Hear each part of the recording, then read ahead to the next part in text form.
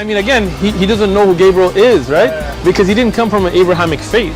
The people of Mecca were pagan. Quran has mentioned if this book was from other than God, they would have found in it many contradictions. If a book is without contradictions, that has no bearing on whether it comes from God or not. I've had phone books that are inerrant, but I certainly don't think God gave them. That we believe without understanding. The brother asked a very important question, that most of the scholars say that listening to music, watching movies, and most of the television programs, they're haram. So how can we have fun? Let me tell you, brother, at the outset that having fun is permitted in Islam as long as the fun is halal fun. That the standard narrative has holes in it. The Prophet tells us because Satan or the devil sleeps over our nostrils. Those who oversleep and not pray Fajr on time, Satan urinates in their ears. I really do think Jesus was crucified and that he really was dead and buried. He thought that he was a son of God in the sense that he was specially chosen by God. I think Jesus really did think he was going to be the Messiah, the future king of Israel. I mean, that is, after all, why they crucified him.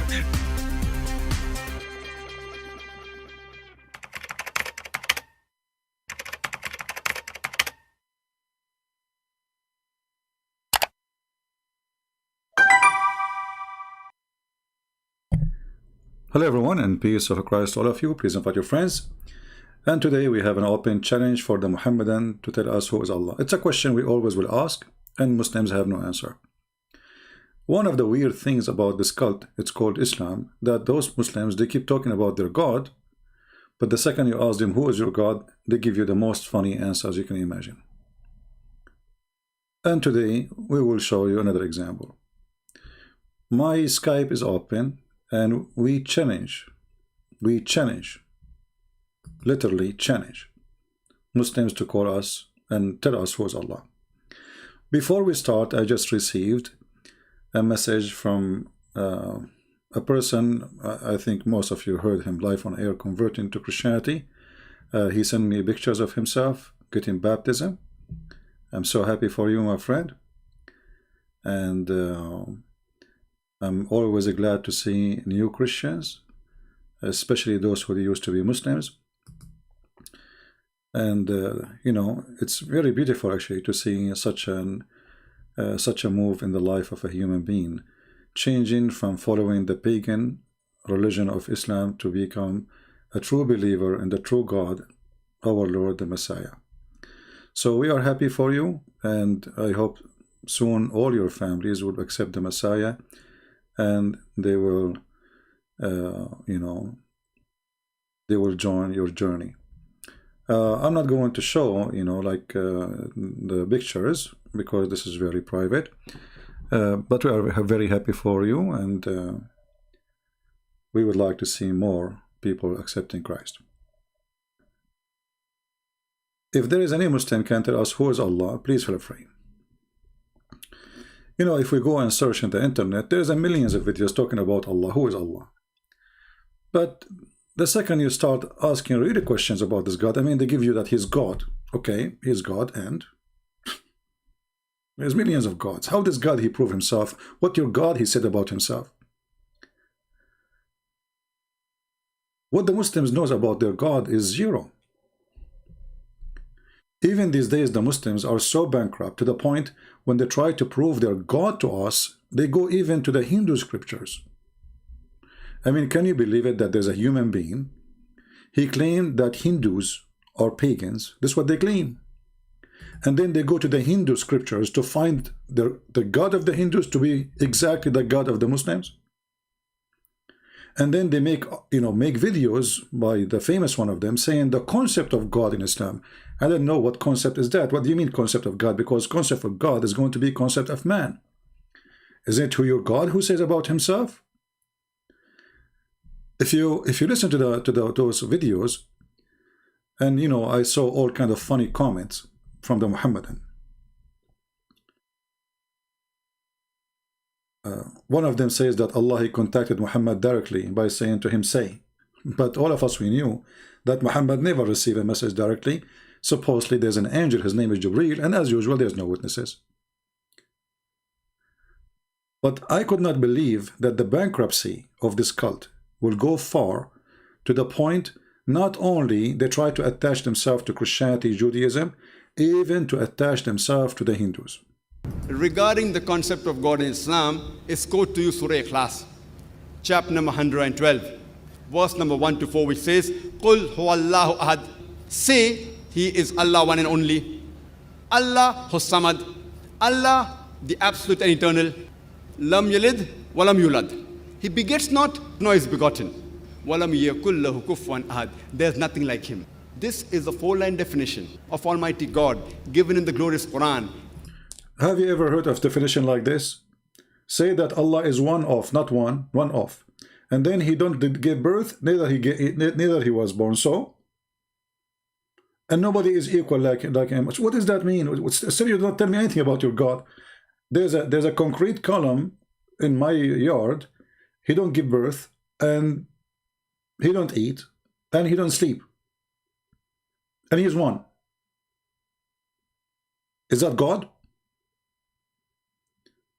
So when this God, He tried to tell about Himself, He failed. All those information is useless. What we will do with this information? Is it really information?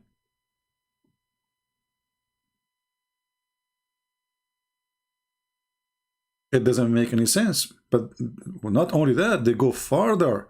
They try to find Allah in the Hindu scriptures. Any person says so-and-so candidate is God, if that candidate fits in this four-line definition, we Muslims have got no objection in accepting that candidate as God. And this is exactly what is also mentioned in the Hindu scriptures, the same 4 points. This is exactly what's mentioned in the Hindu scriptures. Did you hear it, Muslims? Exactly. So, if you Muslims consider the Hindus will go to hell, so how you are stealing the 4 point of the Hindu belief and put it in your book? If you tell me the Hindu they start from us, people will laugh at you because the Hindus are exist thousands of years before you. There's a person, he said, well, isn't it the flood of Noah? The flood of Noah is mentioned somewhere in the Hindu scriptures. My friend, about the flood, not Noah. My friend, as long as the flood was a global flood, so every nation should mention it. Why not? Like, do you think only the Christian they knew it? Only the Jews? This was a global flood. So it's very normal that the Chinese will mention it, the Hindu will mention it, everybody will mention it. This is a proof that the Bible is telling the truth.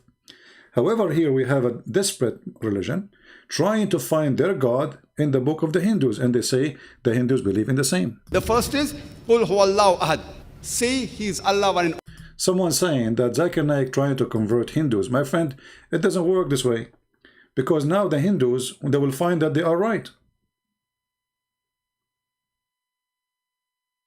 If you just say to them that our religion came long after you, and we have the same concept of God, so why a Hindu will leave his concept of God and follow your concept of God, which is nothing new. You just told us it's the same.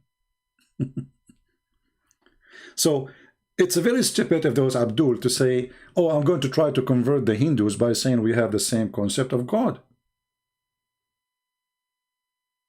Because according to Islam, the Hindus are pagans. So if the Hindu, they have the same concept of God, so why you call them pagans then? What does exactly make them pagan for you? And if I am a Hindu, why now I'm going to leave my Hindu religion when I am the one who came long before you, and you are copying me from me, obviously? Why I want to go after the fake religion and abandon the original one?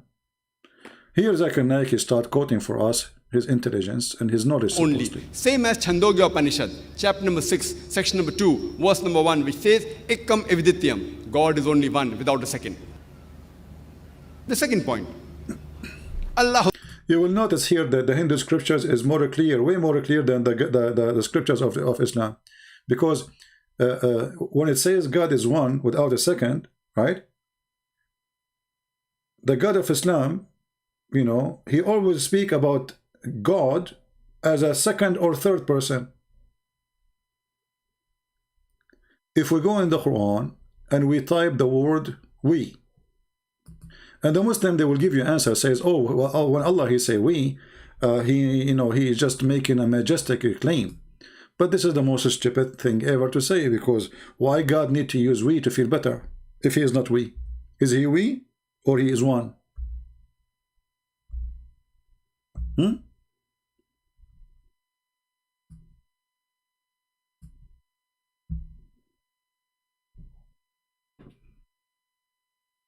Is he we, or he is, or inna?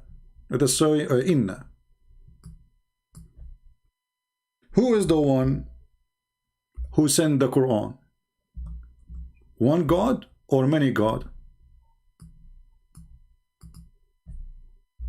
If you read really the Quran, you will find that the one who sent the Quran is a group. It says inna. Look how many times.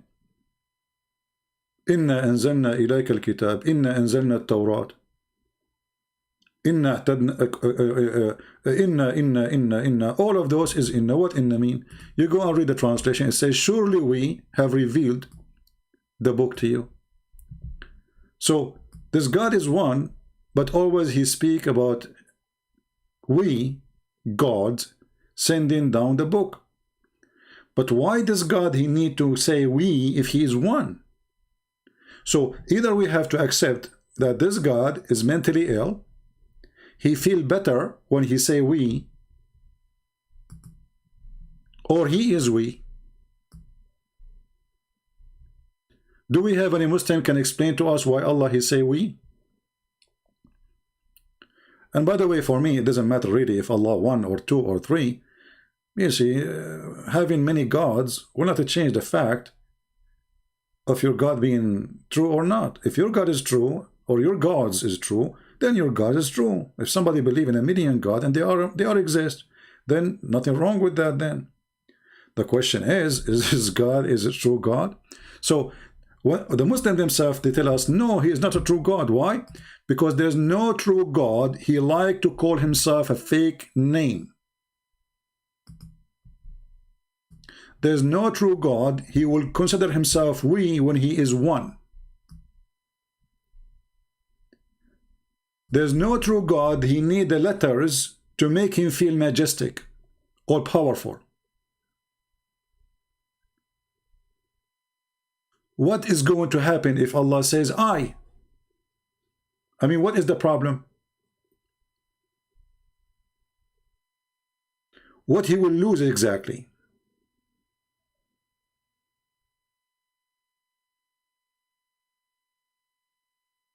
Do we have any Muhammadan? My Skype is open. Please feel free.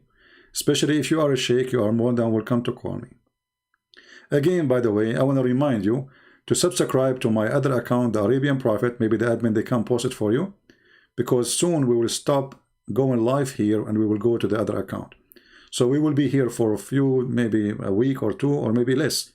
And then we will start going live in the other account. All right? And for sure, it doesn't matter for you where I go, right? It is who is the person speaking, not where.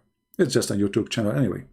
So we will be in the Arabian Prophet. Remember to subscribe and join us. And you can always check where I'm going to be live in Patreon. Do we have any Muslim belong to the God we? Do we have any Muhammadan? He belong to the God we, so he can call us. Who is a Muslim? He followed the God we. Mayday, mayday, mayday. We need, we Muslims, to call the we Allah to tell us why he become we. And why he don't feel good for being I. What the we will do? Either you say it's a fake we, or tell us why he is we. So the idea, the concept of Islam is messed up. Especially when he say, surely we have revealed. Anyone who knew, you have little brain, the second you say we, you are saying to me we are many. You do not need to be genius. So how many revealed? Harun, he says, the queen say we. So Allah is a queen. The queen, she speak in the name of the nobles. who one of them one day will be a king too, or a queen, or a queen. You see, this is the shallow, silly answer of the Muhammadan. Look at this answer. The queen, brother, she say we. Okay, but she is a queen because she is not ruling by herself. She ruled in the name of the nobles who choose her, elected her to be a queen. And one day she will die, and one of those nobles will become a queen or a king. So when Allah he say we, he is speaking in the name of other authority, or he is the only one who have the authority? Is Allah elected by the nobles? So in linguistic way, it's a stupid. In religion way, it's a stupid. It doesn't matter where you take it, it's a stupid. This is how the Muslims, they explain their shallow God. Look at the answer. And not only that, Allah is compared to she. That's a good one. By the way, this is another question. Why Allah keeps saying it is he? Is your God Allah a male or a female?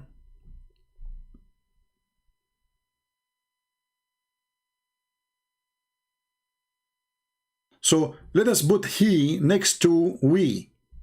So now we have he, we. I mean, how stupid is that? He and we. How Allah speak about himself and he say we, and then he say he. Okay, who the one who say he who is who? Who is he? We understand that now the one is talking is a group of Allahs. They are saying we. But when the Quran says it is he who created for you, who is talking? The Muslim, they will say to us, Allah.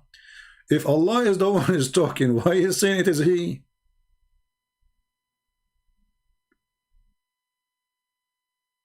So who is here from the Muhammadan who follow he, we, God?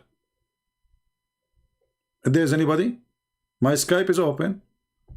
If you are a person who follow he, we, please text me in Skype and I will be happy to call you and we can hear your answer. You know, I have no problem with your God being he, we, but it sound like, I don't know, sound like this God is coming from Hawaii and he have a bunch of feather around his waist. Like he, we, like what is that? Then if we read the whole Quran to understand who is this God, we get nothing. You see, the Muslim, they say Allah have 99 names. Right? 99 names. If you read those names, you will see the most stupid names ever, and none of them is even telling us who is this Allah.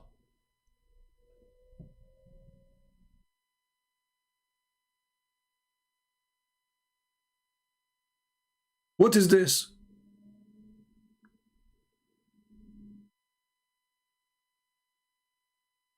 Do we have any Muhammadan?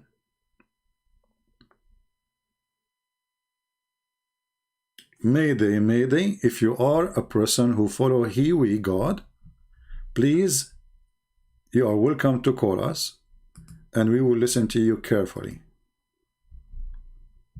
Very carefully.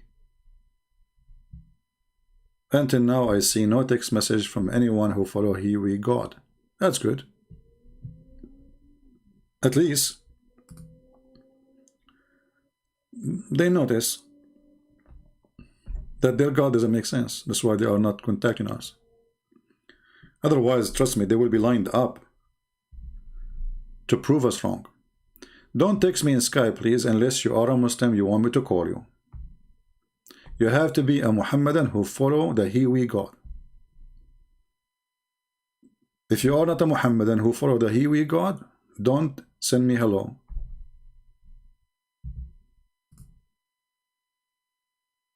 Anyone? You see, the Muslim, they're funny, they say to us, why you don't debate this guy? Why you don't debate this guy? First of all, we don't debate Muhammadan. Just to let you know. I never debated one. Here we do roasting. Debate have to be first between two decent people. Have you ever heard of a Muslim defending Islam was decent in his answer? The only one who can be decent is the one maybe from ISIS. He said it as it is. Yeah, this is what it says. Maybe from Al-Qaeda. But I never saw a Muslim in YouTube who live in the West, or even those who live in Saudi Arabia because they fear their government, to say what really Islam is about.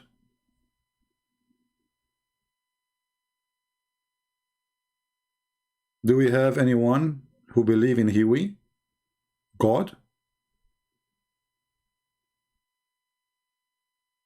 After we finish, then you will see the Muslims saying, why you don't debate this guy? Why you don't debate this guy? Give me their Skype, I will call them right now. With no exception. I don't care what their name, Susu, Dudu, Mimi, Sufu, Fufu, Kuku, all of them, still they are Hiwi, God worshippers, and they cannot answer me, and they cannot debate me.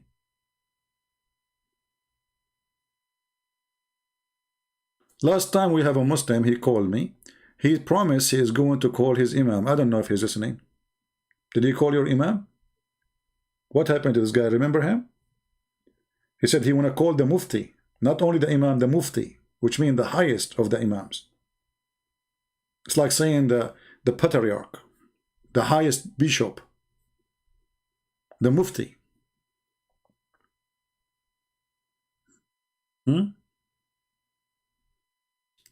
So do we have anyone from the we God followers would like to call us? Anyone?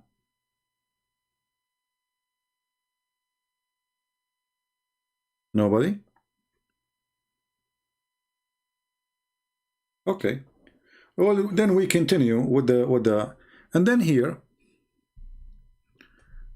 Allah, he says, supposedly, the one who's talking is Allah. Is one Muslim, they say, surely we revealed the book to judge between people. Muslims, did Allah reveal the book to Muhammad? Who is a Muhammadan? He agreed that Allah, he revealed the book. Who is a Muhammadan here? He agreed that Allah, he revealed a book. First, in Arabic, it doesn't say we revealed. In Arabic, it says وَأَنزَلْنَا. Anzalna mean we send down. Muslims, did Allah send down a book to Muhammad?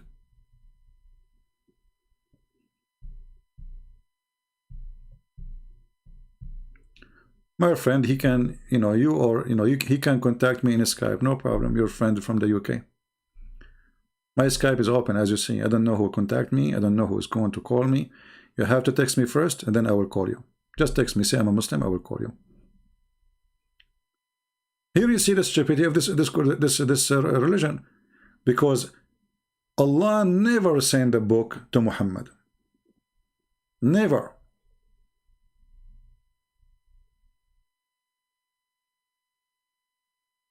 How in the world the Quran says we send you a book? Not only we send you down. If Allah, he sent down a book, then when this verse was mentioned, Muhammad have a book already. Is that correct, people?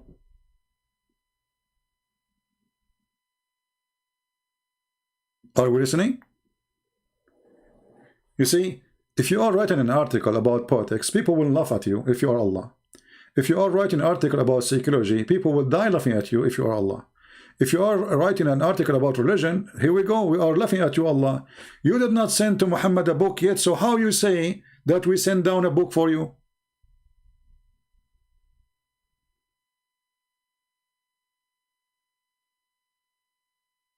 I mean, every single word is stupid.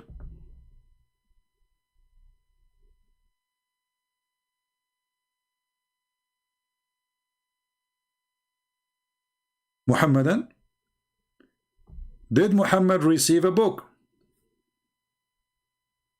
Chapter 4, verse number 105 says, I send you down a book. Did he send a book? If you say to me Allah don't mean a book, and he say a book, that's mean Allah is a liar. In the best scenario, Allah don't speak good Arabic.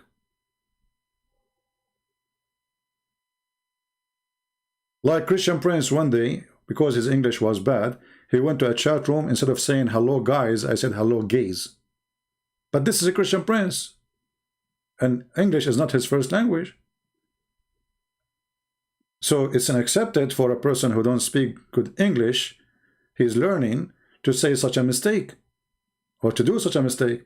But this is God.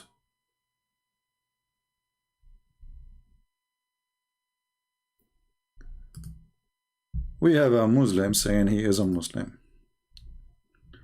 Let us see.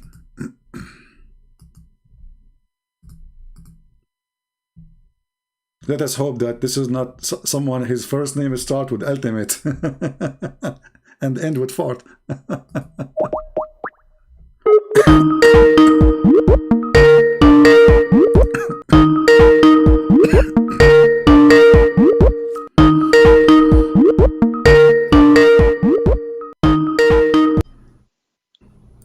Hello? Hello? That's him, I think. But probably. He hung up. I don't know what happened.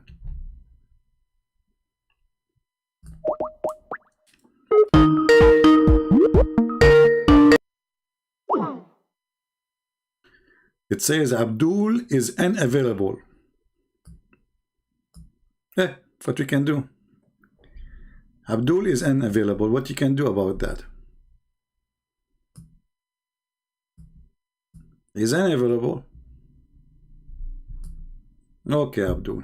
When you are available, let me know. All right. So, do we have any Abdul? He is available.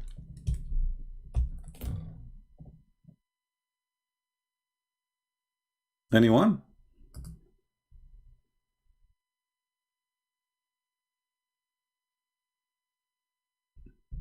Hello? I need your comment about Ustaz Harry Herawan from Indonesia. Are you sure his name is Harry Herawan, not Harry Booter? Who in the world this is Harry Herawan? I have no idea. We have too much, you know, we Middle Eastern, we are Arab, we are very hairy already. So we do not need a Harry Ustaz. His name is Harry Ustaz? Okay. What happened? Do you know that the Bible supports slavery, Muslimin? Oh, thank you, Muslim, for telling us. We do not know that. But the stupid thing is that all your religion is about slavery. Like, are you making a point to prove the Bible wrong or to prove the Bible right? Isn't it your prophet, he have tons of slaves, one of them is Bilal? And the poor Bilal was begging for his freedom. Please, free me, if you bought me for the sake of Allah, free me for the sake of Allah. Supposedly the Muslim, he's like he's putting you in the corner. Like, do you know? Muslim, no. I just heard that from you. But how your stupid prophet, he says, I believe in thee and the one who sent thee. Like, what the heck? I think your prophet, when he said that, he was taking too much hashish. And why he not? I mean, look at this prophet. He is following a God. This God surely is not sure if he is he or we. Do you see the word surely? I love it. Surely we is sure that he is we. How sure you are? Are you sure like Allah that Allah is we? Or you believe that Allah is not we?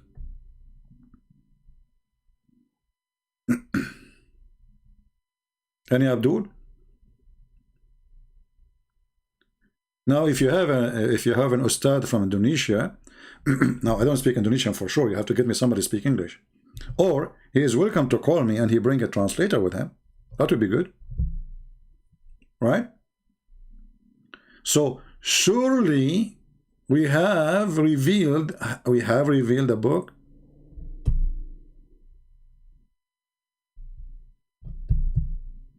Anyone from those who follow surely God? Muqtada al-Arabi? No, my friend, I don't have any. I don't use WhatsApp. You know, why I want to use WhatsApp? I mean, look, we are reading the book of WhatsApp. The whole book is WhatsApp. You read it from the end to the end, to the beginning to the end. And by the way, where is the end and where is the beginning? Because the Muslims, they switch the end, the beginning they put it in the end, and the end they put it in the beginning. So the whole Quran is WhatsApp. After finishing reading the whole Quran, you come with a conclusion with what? What's up? Because you understand nothing. This book is the book of what's up. Who is the God is talking? Okay, Mr. Abdul Aziz trying to contact me again.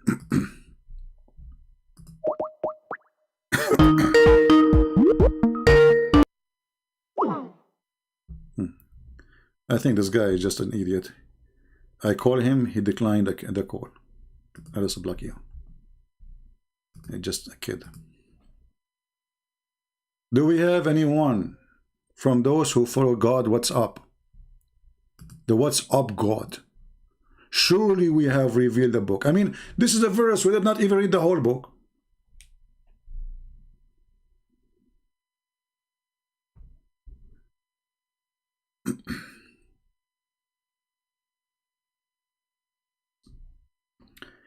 And look at the stupidity of the Quran. Allah is saying to Muhammad, don't debate those who don't believe.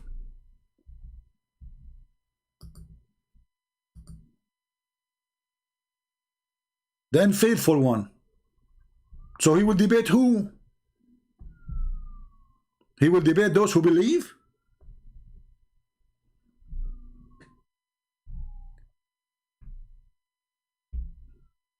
Any Muhammadan? Again, reminder, in a few days from now, we will let you know when we start going live in the Arabian Prophet account. So please subscribe to the other account, and you know, so you can join us when we go there, because we will disappear here in this channel for some time, and then you might think, okay, Christian Prince is coming online no more. So we are telling you from now, we will be live in the Arabian Prophet account, and the admins are posting the link for you. So please click and subscribe. Do we have any Muhammadan from those who follow the God, he, we? Those who follow God, who advises the Prophet not to debate those who don't believe. Yeah. Anyone from those who follow he, we, God? Me personally, I have no problem with he, we, God. I like we gods. I don't like come on, we gods. It's like more friendly. Like imagine you go to a place, you want to take a lunch or a dinner, sitting alone, like, you know, like a monkey by yourself. Like, come on, don't do that. You have we God are sitting with you. We go to heaven of Allah. We have we Allah. And then the we Allah is going to show us his shin. How many shin? There are we. There's we shin. Is it one shin or many shin?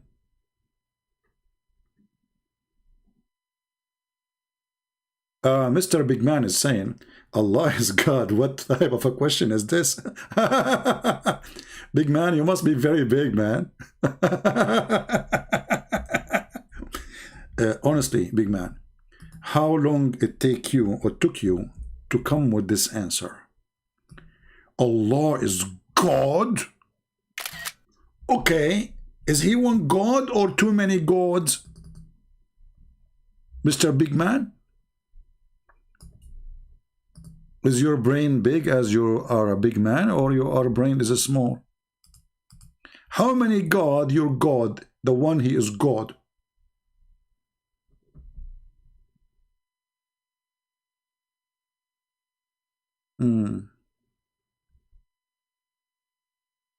Muslim in my friend, I would like to read the Gospel of Thomas. The question is, why your stupid prophet did not approve it? As long you are asking me to read it, why you Muslim don't go read it and accept it then? Abdul, ya Abdul, you eat too much food. Abdul, ya Abdul. Genius. They don't accept that book and he's asking me to read that book. But we don't accept that book too. Stupid. Abdul, stop taking hashish. We want an answer. In the top of that, Abdul, the Quran says, confirming what is with them and what is with us is not the book of Thomas as the one you claim. Abdul, are you against your God, Mr. We? Do we have any person who follow the we, he, God to call us? Please don't use a bad language in the chat because YouTube will not even let it go. All right? So don't use those words because YouTube will block it automatically. So please don't waste your time, my friend. Who is a Muhammadan would like to tell us when Allah he said, surely we have revealed the book. Do you Muslim knows how many Allah you have? How you can confirm that he is he's one? How we can confirm that Allah is one when he keeps saying we? Any Muslim? Is that we in the Quran is a mistake? Is that an exaggeration? Allah is one God? Okay, prove it to me. If Allah is one God, so why he say we? He's a majesty, so Allah he feel that he cannot be a majesty unless he call himself plural. That's wonderful explanation, guys. Listen carefully. You see, a big man, we are people who listen carefully to the answers, not like Muhammadan. So look what you just said. Your God, he like to call himself we because that make him feel he is majestic. That's what you just said, correct? That's wonderful. So Allah, he is feeling not good when he is one God. It is better for Allah, in order to be majesty, to call himself we. And it's you who said that. So it's more fit for God to be we, not to be he. And listen, we are following your answer word by word. So Allah, he sat in his office, he said to himself, I saw the king of Jordan, he keeps saying we. This guy is not even 5 foot tall and he wear a high heels to make himself 5'2". What about me and I am bigger? So I'm going to use the word we too so I can be majesty. Because if I am not using the word we, I don't feel good. Do you know the song? It says, I feel good. La la la la la la la. So good. La la. So good. So I can imagine what happened to Allah after he learned to use the word we. Because now he feel way better. He is one God, but he cannot be we. So he have to add we, call himself we, but he is not we. So this is a fake we. This is what? This is a fake we. This is the truth. Muslim in, I'm going to block you because you are changing our topic. Just get lost. Take a hike. Coward. Go do mut'ah. Allah is one God. It is repeated over and over and over and over and over, but yet Allah, he say we. Solve this problem for me. I mean, do you see how it's repeated over, but Allah, he repeat over and over too, saying, it's we who send down the book. If Allah is the one who said the book, then Allah here is lying by saying it is we. Because majestic we, it can be majestic for the king he rule in the name of the nobles, not only by himself. That's why he say we. The king, he don't have an absolute authority. He was elected one of the noble will become a king. So he speak in the name of him and the noble. So he say we. Allah, he speak in the name of who? So either this we is a true or this we is a fabrication.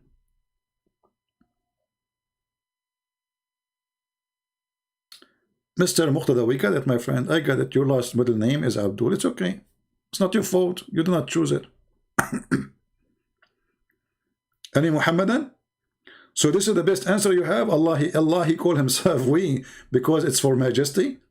But that's mean it is majesty only if God is we. It is not majesty if God is one.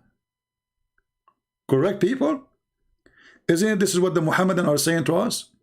It is not right for God to be one. It is right for God to be we, because that make him look more powerful. Look, majesty. So the poor Allah, he was looking for a suit, bigger suit. He's short, you know. He want to make himself look bigger. So he said to himself, I'm going to buy a suit of a person is 90 foot tall, and I will put my head in the top of the jacket, and the pants will go down using wood. So I can look like we.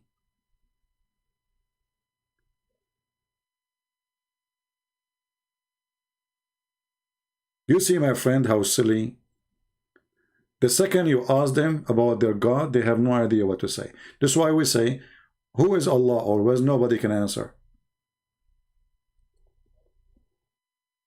It's clear that this is a fabrication. Either the Muslim, they have to accept that there's many gods, or they have to accept that the Quran is written by a fabricator who don't even speak with Arabic.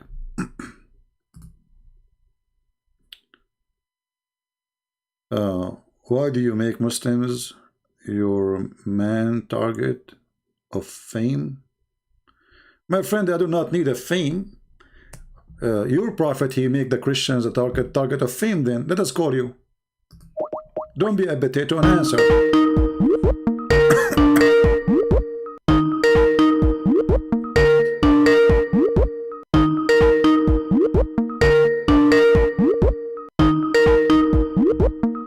You don't answer.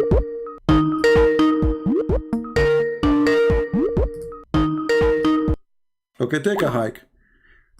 If I go by what the Muslim they say to me, look at the excuse. This guy, he just said to me, why do you make Muslims your main, I think you want to say main target of fame? Okay, I will go with you. So your Quran, who keep attacking the Christian and the Jews, that's mean Allah is trying to be a fame God. Answer me. Why is every name in the Bible American names? When the Bible was wrote, ABC or BC, ADC, BC time? Hey, go, kid. Let your dad call me. Don't text me in Skype. Here, Skype is only for call. If you don't dare to let me call you, don't text me. Potato. Potato, potato, potato. Potato, potato, potato, potato, potato, potato. The Jewish scriptures teach that Elohim is a horrific title which express the plural of majesty. Not a single rabbi will tell you this multiple gods. You, Abdul, you see the stupidity here is amazing. The Muslim, they say to us, where in the Old Testament we can see the Trinity?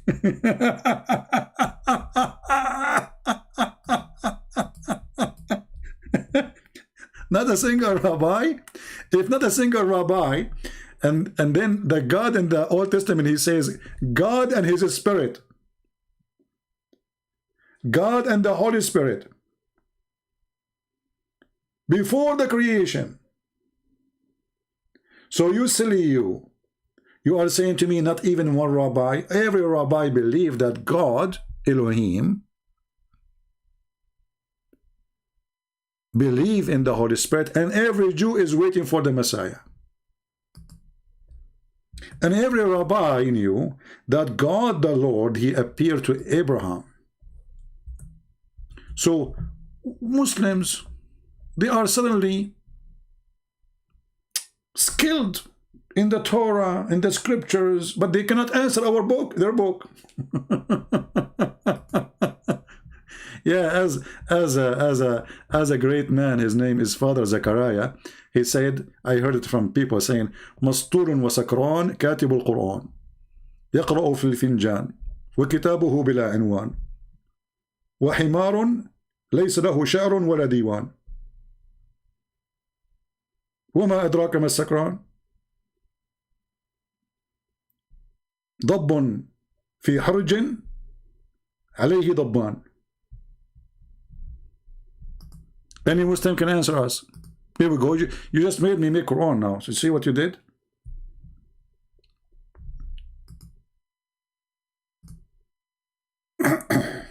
Do we have any Abdul?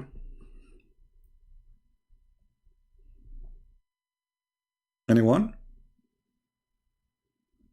By the way, if you do not know, I make poetry way better than the stupid Quran. Real poetry, not the stupid فنجان وعنوان وجربان وفئران.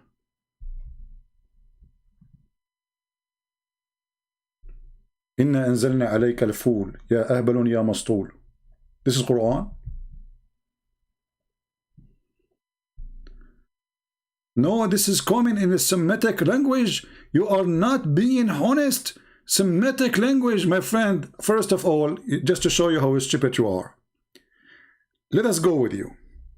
If it's common in the Semitic language, and your God Allah is changing his nature to fit with the Semitic language, that means Allah is not God.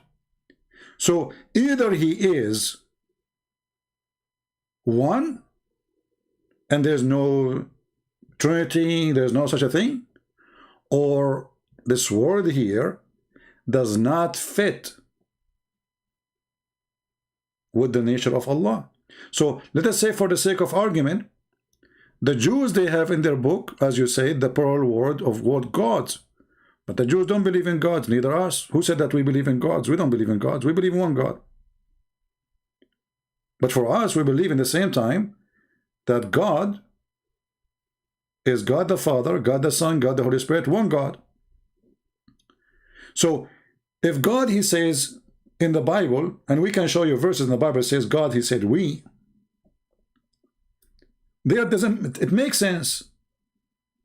The Bible says everything was created for him and by him. Speaking about who? About Jesus. Everything created by him and for him. The Muslim, they say every created by Allah for Muhammad.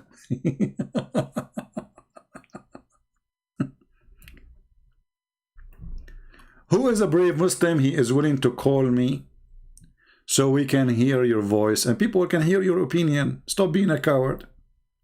Like this guy, big man, we tried to call him. He declined the call. I have to block him in Skype because he's just been annoying texting me. We as a Christians, we believe in the Father, the Son, the Holy Spirit. The Jews, they believe in the same. If you say to me, the word Trinity is not in the Bible, or the word Tawheed is not in the Quran too. It's not.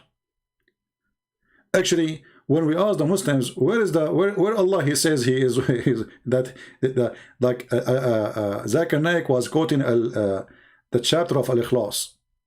In the Quran today is in the end of the Quran. So Allah, he waited until the end of the Quran to tell Allah, to tell Muhammad, who is Allah? If we go in the Quran here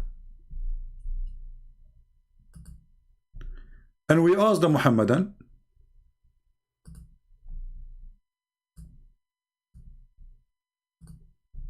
when Allah, he told Muhammad if he is one or many or two or three or four, they will say to you in chapter of Al-Ikhlas. But this is a chapter 112. So Allah waited until Muhammad almost dead, and now he decided to him say Allah is one. And by the way, in Arabic it doesn't say one. It says قُلْ هُوَ اللَّهُ أَحَدٌ. Ahad is one of the names of the idols. This is why there's people who their name Abdu Ahad, Abdu Uzza, Abdu Samud, Abdu Samad. Those are names of idols. So say that Allah is Ahad. He is one of those idols. His name is Ahad. Say He's Allah as Samad. He's a Samud. There's an idol. His name is Samud. And the proof that he's an idol, he never gave birth. He never begotten. This is a rock who will never give birth and never begotten. But okay, but how he became exist? They don't know. Okay, and none is like him. Well, you know what? I have a duck in my yard in the shape of a duck made from concrete. No one like her. Must be this is God, because look, she don't give birth. She never been given birth, and she is no one like equal to her.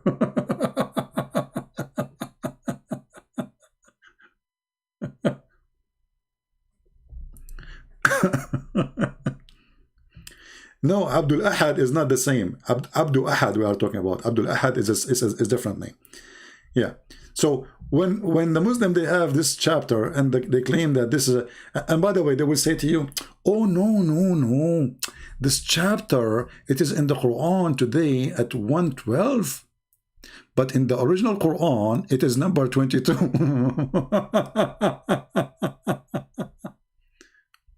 Yeah, in Arabic, قل هو الله أحد, Ahad mean one of. But if you go to the origin, Ahad is one of the names of the idols. So if you copy this word, actually, if you copy this word, just exactly the same word, you know, and post it in the search engine, you will find it all over the Quran.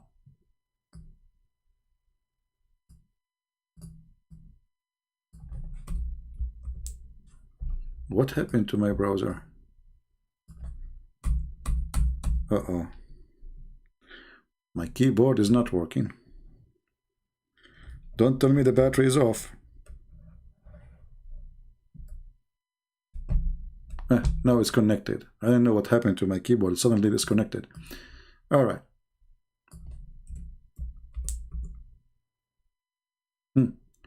Chapter 2, verse 102. وَمَا يُعَلِّمَانِ مِنْ أَحَدٍ. This is Ahad. Read the translation. It says, and they did not teach any of. وَلَا نُفَرِّقُ بَيْنَ أَحَدٍ. We don't distinguish between any of. Here we go. Chapter 2, verse 136. This is what Ahad mean. We don't distinguish between any of the prophets.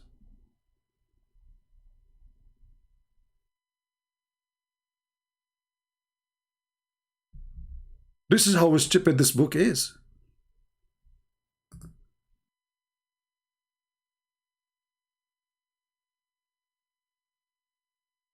Do we have any Muhammadan? Who is a Muhammadan? He can tell us the nature of his God.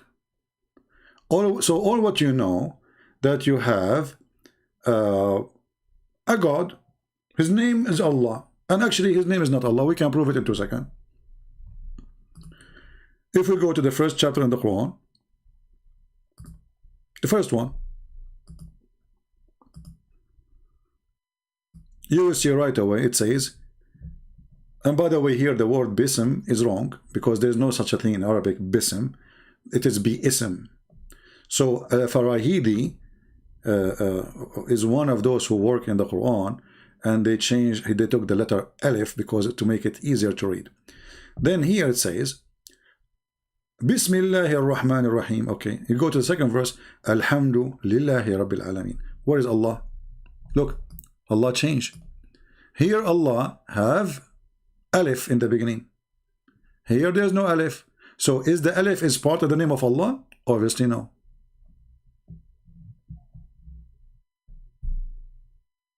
My friend, Ahad mean one of in Arabic.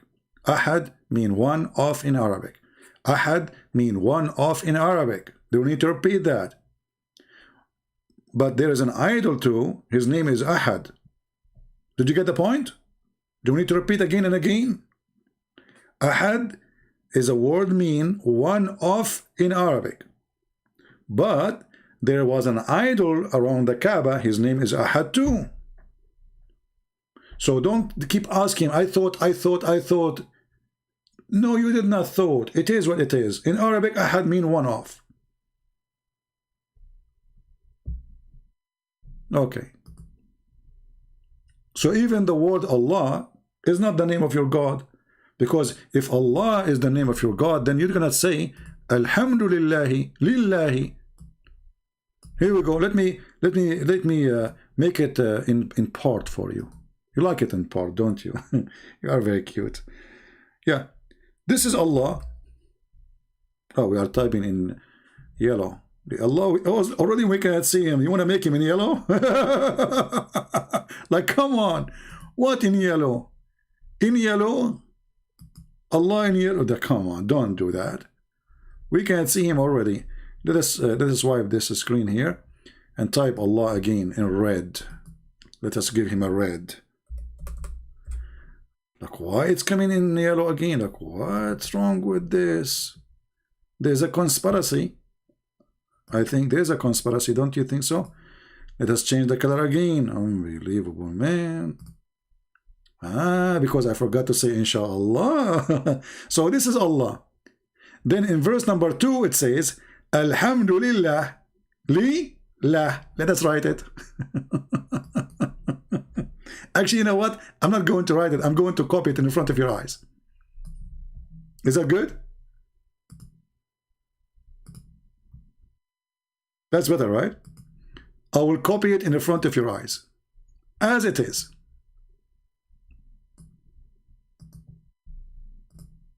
All right, we go down, copy, paste.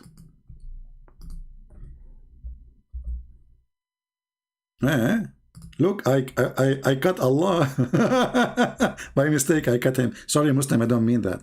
Okay, forgive me, please. I don't mean to cut Allah. You cannot cut Allah. Like, what's wrong with you?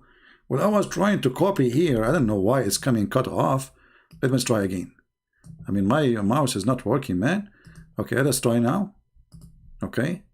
Please don't give me Allah cut off. Don't do that. If Allah, He see this, I am history. Oh, again. It's cutting off. Like, what's wrong? Let me copy the whole sentence. Something fishy here. Hold on.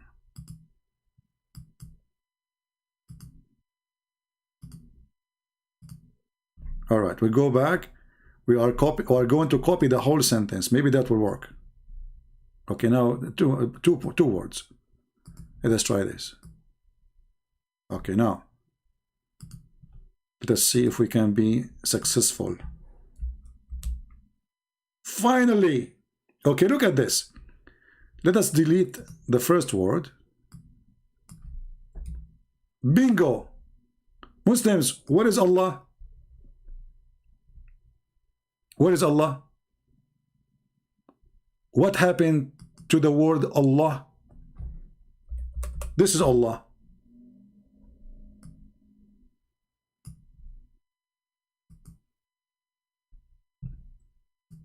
What happened? Lillah. Your God name is Lah. Al is a word mean in Arabic, today, is a word, or let us say a tool, to like the same as the word the in English.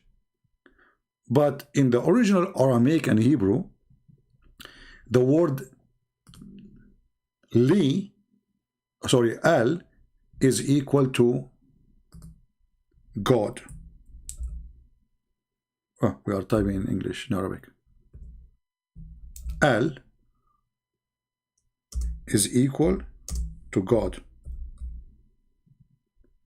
So when the first word says Allah, starting with the letter A-L, that is the word God. So think about it. God, lah. What about here, this letter here? Lillah. Simply, lillah. Letter li mean two. Let's move it down. Let's make it in different colors so people can see the different. Let's make it blue now. Li, go to Arabic. Li, lah.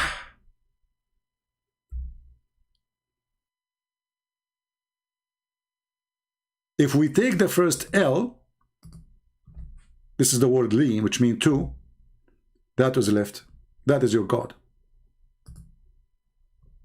And because they are using tashkil lah, that will make an alif, God lah.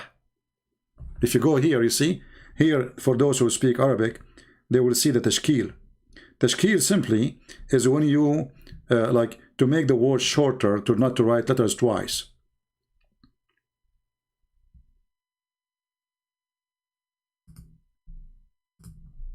Do you see this letter here, this movement here?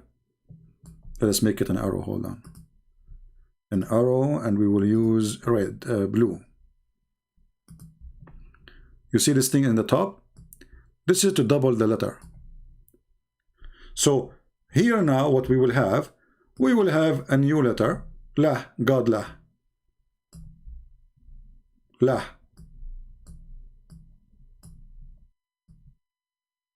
I'm writing Arabic with my mouse, okay? This is your God. Your real God name is lah. Go right now and search in Google. You will find that lah is the moon God.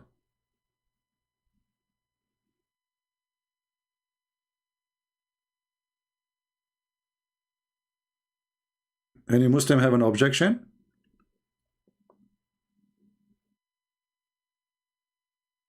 Lah is the moon God. So when the Muslim, they say our God, his name is Allah. Actually, by the way, every one of them, he give you a different definition. Like I saw the Abdul, this guy who calls me Uthman. He said the word Allah is coming from Elohim.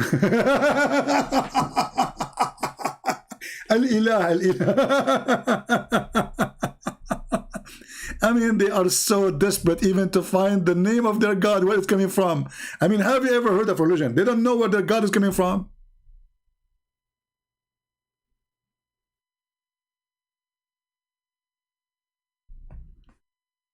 I look at the Prophet, I look at the moon.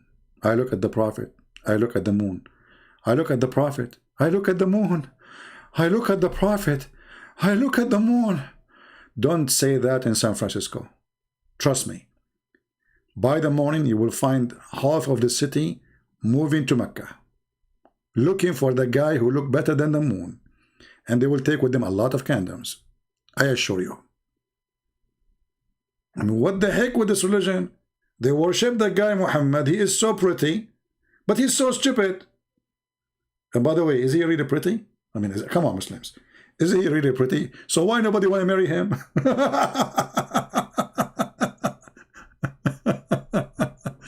Like me, unbelievable. You know, once I went to, I moved to a place. I didn't know there's a mirror, so I opened the door and I saw myself in the mirror. I was shocked, like what? Like, you know, I don't want to describe for you what happened to me. I look at myself, I look at the mirror. I look at myself, I look at the mirror. I look at the moon, I look at the Prophet. I look at the moon, I look at the Prophet. Unbelievable. It is. I cannot tell you the feeling. Until now, we have zero Muhammadan try to call us.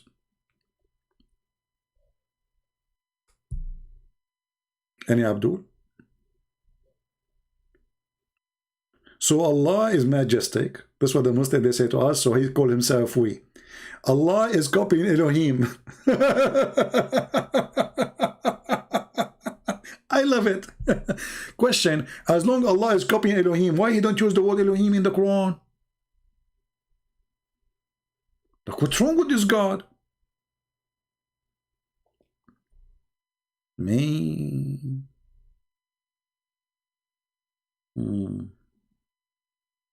Do we have any Abdul?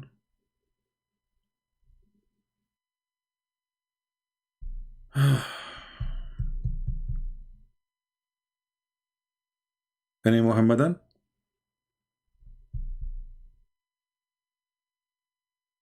Zero Muhammadan until now. Victory to Jesus. Allah is defeated. Okay, who is a Muhammadan? He knew a sheikh. He have his Skype published so we can call him. A sheikh, he lived like, let us say, in a country where it is daytime now. We don't want to wake up like people, it's night like in Europe. So if you know a sheikh, he live like in Indonesia, in Malaysia, or in USA. Well, it's in USA is getting late now, actually. Yeah. I don't understand how the word Al become God. It did not become God. This is how it is. It's not up to you. So, as an example, in the old Hebrew, the word Daniel, it was actually I don't know, in Arabic we say Daniel, Al. You know, Gabriel used to be Gabriel. Israel used to be Israel. So the word El by time in the new Hebrew replace the old Hebrew where the word was Al became El. So Al, Mikael,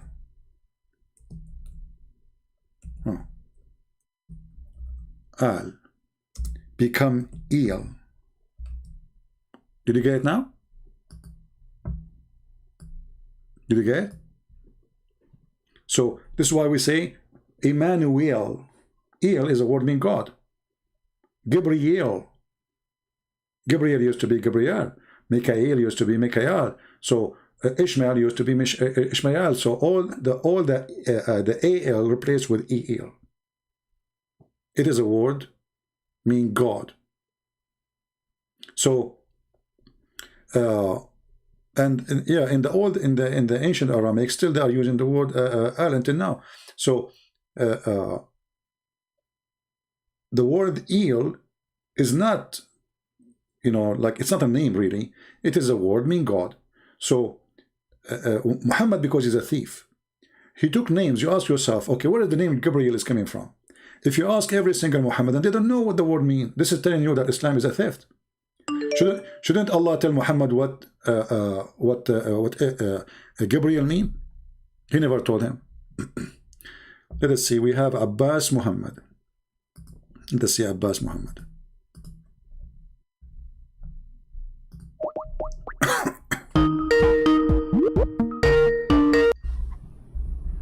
Hello.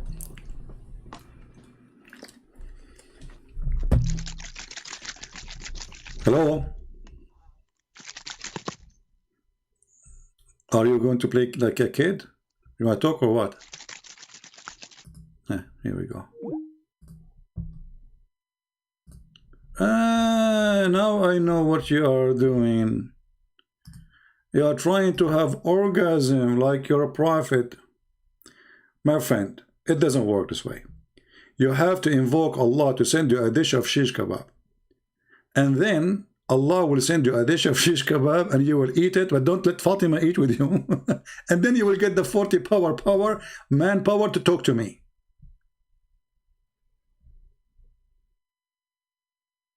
What a shame. What a shame. Don't do that online, man. Don't do that. Do your mom know what you are doing? I mean, should I tell her now? Let me call your mom.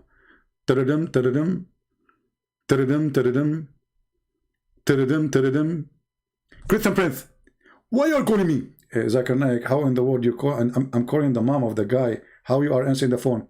Christian Prince, I am cheating my wife, and I am sleeping with his mom, and now you are calling me, and now everybody knows. Hey, don't tell this on the online, man. Come on, nobody knows that you are with her. Come on. Just hang up. Nobody heard what you said except YouTube, Facebook, Twitter, Instagram. You know, don't worry. Okay, Christian Prince, please delete the number. Okay, how are you knowing? How in the world I called his mom? Why you are answering? I mean, come on. Zakir? Okay, Zakir. He hang up. Unbelievable. Do we have any brave Abdul? My friend, don't play games with me. You are no match. Trust me, you are no match. You are so slow, and I am so fast. I mean, I'm not like fast like your prophet in that meaning, don't take me wrong. Your prophet used to go and do boom boom to all his wife in 1 hour. Fisa. And Sa at that time, by the way, it was like less than 15 minutes. I mean, what, he's a rabbit? all his wives in 15 minutes. Like how? I mean, he need 15 minutes just to dress up and take off, dress up and take off, dress and up. Like what the heck? Do you think he was a rabbit from the Rabbitim Valley? Who is a Muslim would like to call us and tell us what he worship really? You Muslims, you have no idea. You are following a pagan god. And you are pagan to the point you are desperate, trying to attach yourself to the Hindus. I mean, you went really, really so stupid far. Hindus?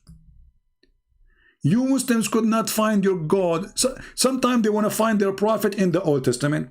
Sometimes they want to find their prophet in the New Testament. And now they are trying to find their prophet and their God in the who? The funny, Zakir Naik, he admit saying that the scriptures of the Hindus, he considered scriptures. He don't say books. You see, when you say scriptures, it's meaning you believe it's from God. Concept of God in Hinduism and Islam is the same.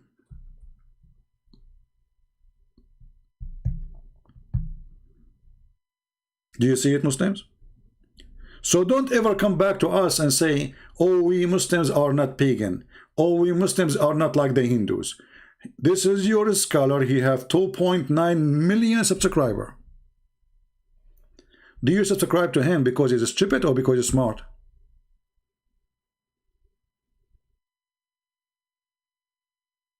From now on, every Christian should remember, if a Muslim, he says to you, we are not pagans, we are not the same as the Hindus, say to them, well, the concept of God of Hinduism and Islam is the same. And as long the Hindus will exist long before you, thousands of years before you, it's mean Muhammad, he stole his religion from the Hindus. And then he mixed it with some Christianity and some Judaism and some Sabian and some Zulqarnain, you know. Zulqarnain, the man with the two horns, where he found the sun sitting in murky water. Hey Muslims, Zulqarnain was an idiot or Allah was the idiot? Brother, it was Zulqarnain in his perception.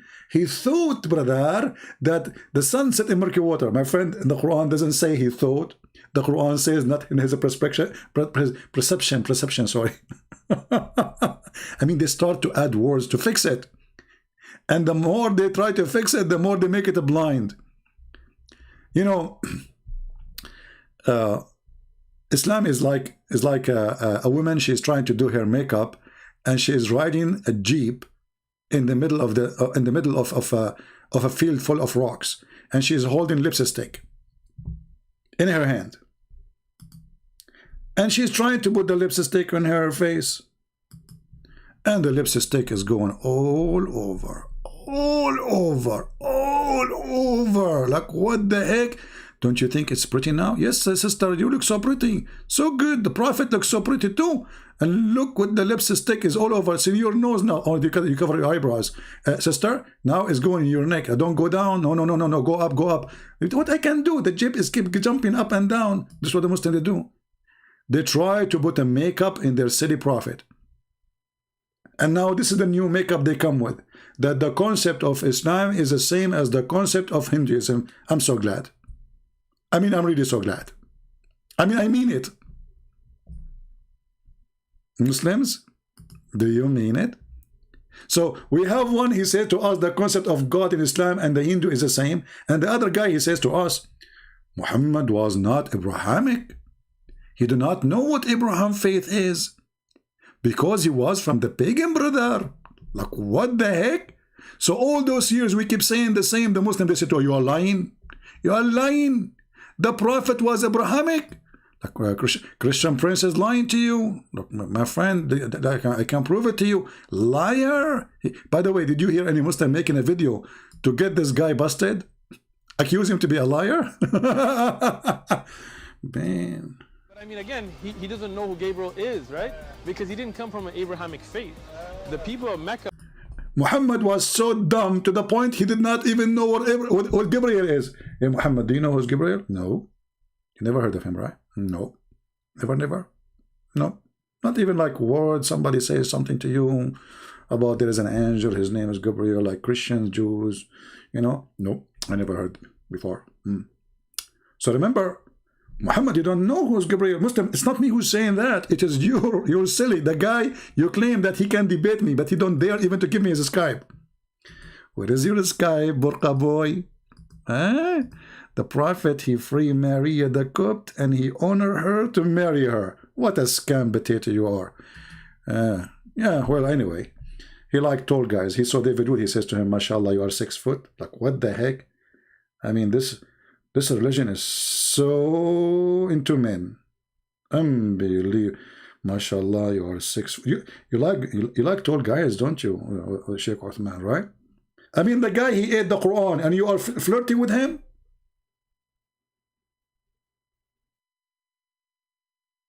If a woman, she say to the guy, "You are 6 foot tall," I understand, but you're a guy. You are a guy. You say to the other guy, "MashaAllah, you are 6 foot tall." What you were thinking? What exactly you were thinking? I'm so glad you stopped there. You did not ask more questions. So Muhammad, he do not know who is Jibreel, brother. You don't know Jibreel. And what I like it, that Christian gentleman, he said to him, which means, yeah, give me your crap, you know. He doesn't know who Gabriel is, right? Because he didn't come from an Abrahamic faith. The people of Mecca were pagan. Quran is mentioned as this book. He don't know who is Gabriel. He is not from Abrahamic faith, and the people of Mecca are pagan. So he's a pagan too. Thank you very much. And this is the other idiot. He decided to prove that the Quran is from God. So he quoted a verse from the Quran. It's from other than God. They would have found in it many contradictions. If a book is without contradictions, that has no bearing on whether it comes from God or not. I've had phone books that are inerrant, but I certainly don't think God gave them. You know, actually, when this Mimi, he mentioned this no contradiction. I mean, the whole Quran is a contradiction. What are you talking about? Every chapter is a contradiction. But what makes it more so stupid is there's a God. He is saying, if this is a book made by other than Allah, you will find a contradiction. And then we find tons of contradiction in the Quran. And not only that, then they ask an atheist to help them to fight Christianity. And they told him, the Quran says, if this is a book not from Allah, you will find a contradiction. Then the atheist, he said to him, you idiot, stupid, donkey. I have a phone book. Literally, a phone book is way better organized than the Quran. And have zero contradiction. If a book is without contradictions, that has no bearing on whether it comes from God or not. I've had phone books that are inerrant, but I certainly don't think God gave them. That we believe without understanding. Exactly. Prove me wrong. Who is a Muslim? He believes with understanding. Who is a Muslim? He believes with understanding.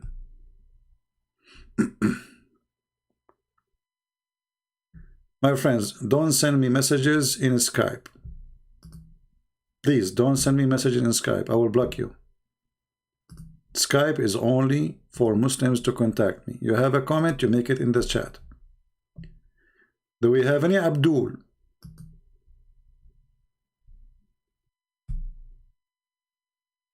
Anyone?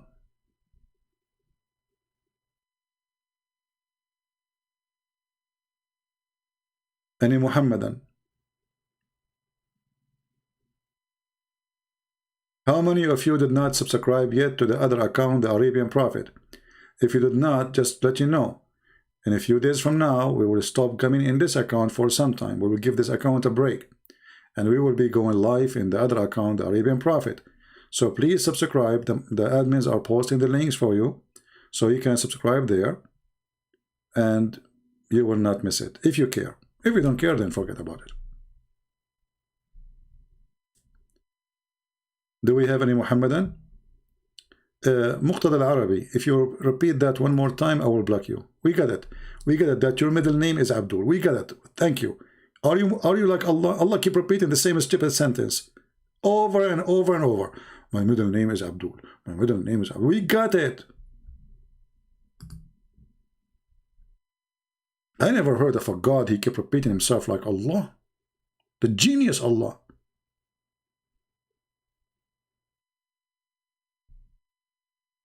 Any Abdul?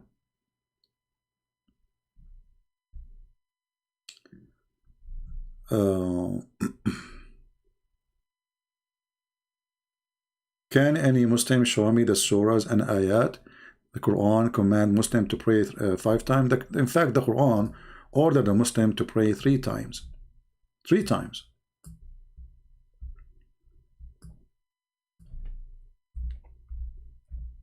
And this is additional proof of the stupidity of Islam.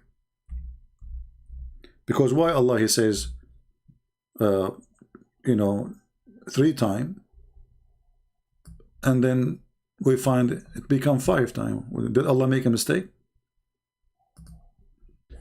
This is a chapter 11, verse 114. And perform a salat. And by the way, the Muslim, they say salat means blessing. Allah yusalli ala Muhammad, it means blessing. So perform salat at the 2 ends of the day, and when the night approach 3 times, that's it. You see it?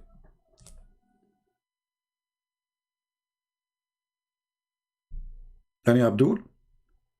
And by the way, praying 5 times, praying 3 times, actually they should be praying 50 times. But the fault is the fault of Moshe.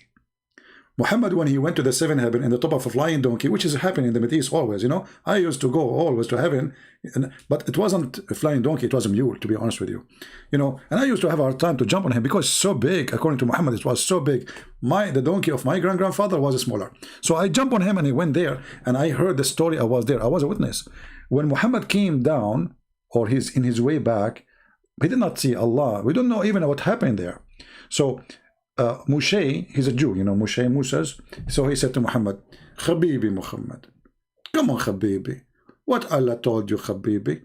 So Muhammad, he told him, Allah, he told me to pray 50 times. Moshe, he said to him, Habibi Muhammad, Muhammad Habibi, 50 times Muhammad, 50 times Muhammad. Your people cannot do it, Muhammad. Go back to Allah, Muhammad, and negotiate with him. Ask him for a discount. You know what you can say. I mean, Moses is a Jew at the end of the day. He's smart and he's asking for a discount. Have you ever heard of such a stupid story? That there's a God, he enjoined his prophet to pray 50 prayer. And then there's a Jewish guy, his name is Moshe. Not Netanyahu. Be careful, huh? Not Netanyahu. I'm telling you. Because, you know, those Christians, Jews, they can corrupt the hadith because they insert. I will not be surprised, by the way, if they created soon a hadith says Netanyahu. Just wait. Because the Muslims, they accuse the Jews for everything. So when the Prophet, brother, he came back, and Moshe, he said to him, Habibi Muhammad, that's not the word Habibi. Your people cannot pray 50 times, Habibi. I mean 50 times. Here you see how the stupidity of this God. Did Allah think for a second, how in the world those people will pray for 50 times a day? And this is the story in front of you. And Moshe keeps saying to Muhammad, go back to Allah. So Allah, he make it 50, and then he make it 45, and then make it 40, and make it 35, and then Muhammad going back forward, come back forward. And Moshe, he said to him, Habib Muhammad, go back, Muhammad. I mean, isn't this is an insult even for Muhammad to be so stupid to the point he need a Jew to tell him what to do? And each time he go, he ask Allah for a discount.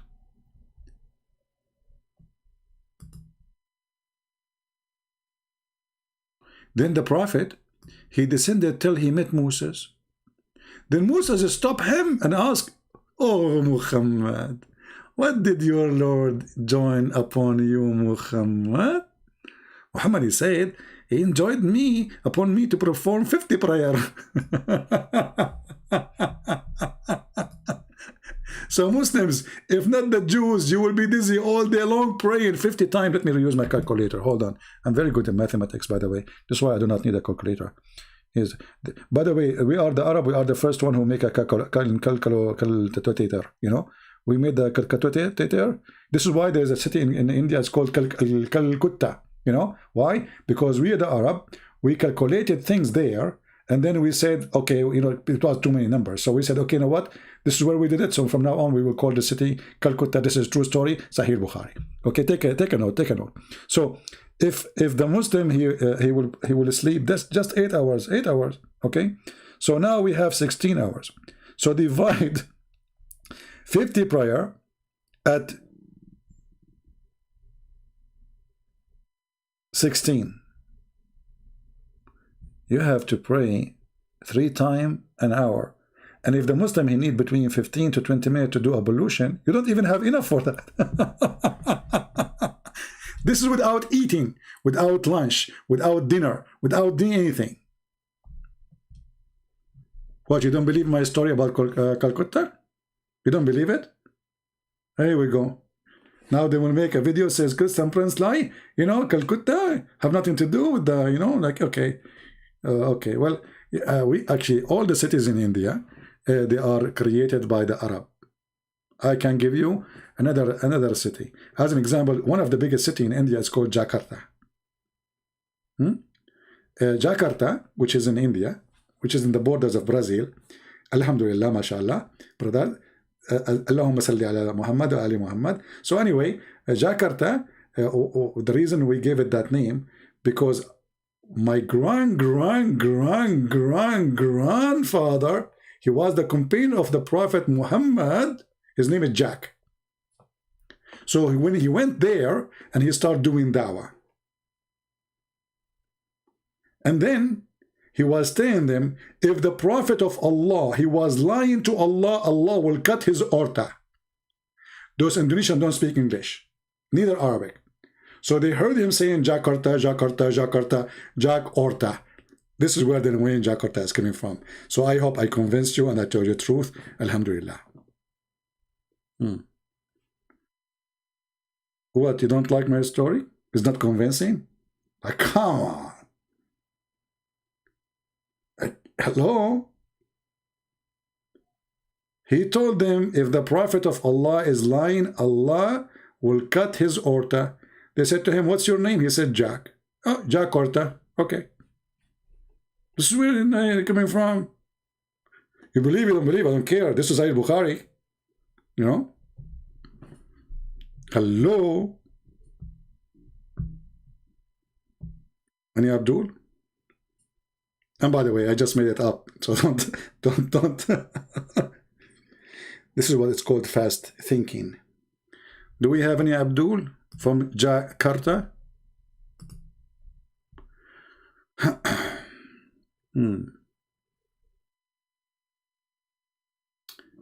If you are a Muslim, feel free.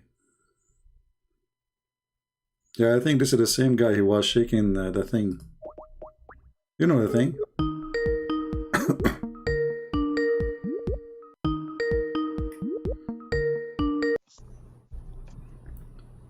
Hello?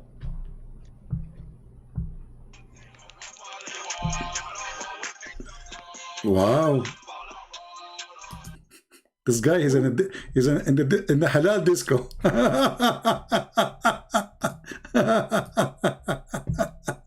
What is that? And his name is Abdul. Unbelievable. I mean, look how they are refuting me, man. That's what I can do now. I have to retreat.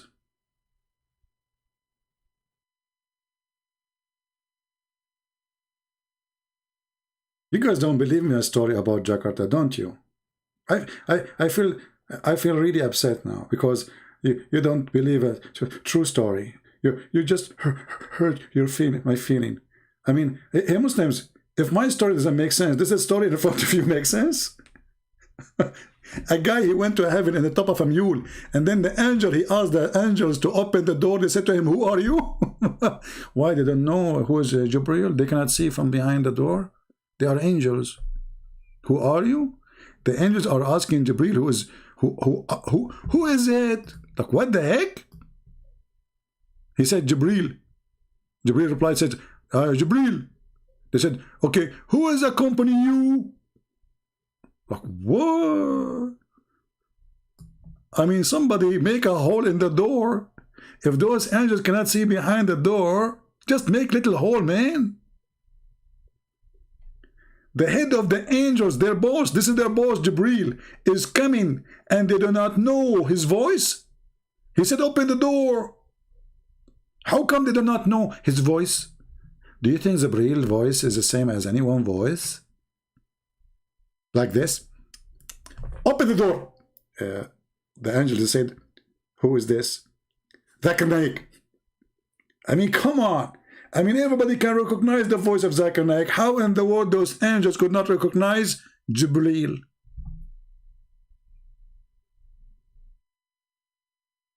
Any Muhammadan? Who is here for the first time? If there's any one of you here for a first time? Anyone? If you are here for the first time, give us one. And honestly, I feel sorry for you. You will become addicted. You will cancel your cable TV and you will not watch any more comedy shows, because Muhammad is the best comedy, especially with commentator like me. Jakarta. Hey people, I want you now to tell everybody the origin of the word Jakarta. Okay? Because Allah, He promised, if Muhammad is lying, He will cut his orta. Orta, oh Jakarta. Muhammad, he make it farta. Big farta. Like what? This is the biggest fart Muhammad ever he did. When he promised, if he is lying, Allah will cut his orta, oh you Jakarta. That's really a big farta. Let us be honest here. Anyone? Yeah, exactly. This is an ultimate farta.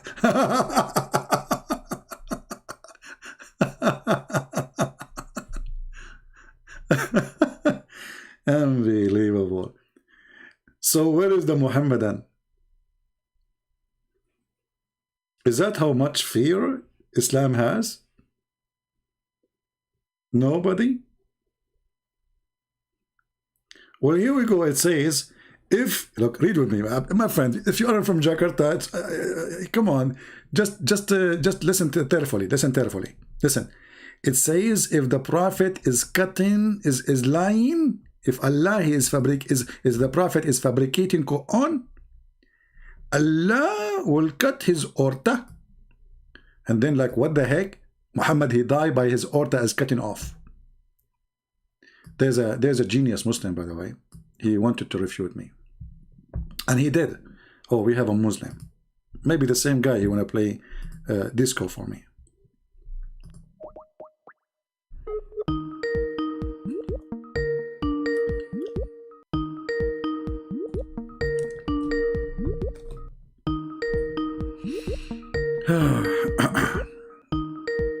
Let us hope it's a real Muslim. Will answer, a real man. Not a kid.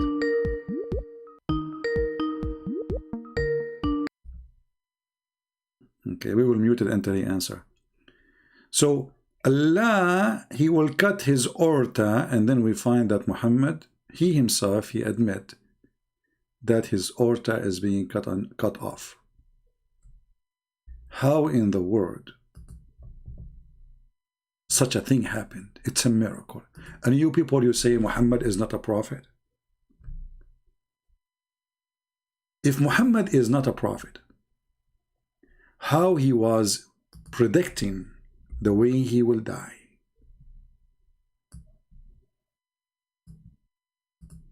How? You tell me.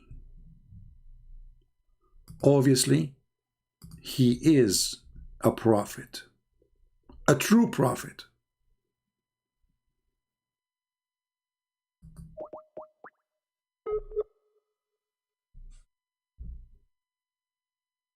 Any Abdul? We are calling this Abdul again. I think he's playing games. He don't want to answer. So we mute the speaker calling. So you guys, you want to be annoyed. If he answer, we will put you with him on air. Any Abdul? Yeah, let us block him then. Supposedly, by doing that, they are disturbing me. No, my friend, by doing that, you are showing everybody how much fear you have from me. May Allah protect your aorta.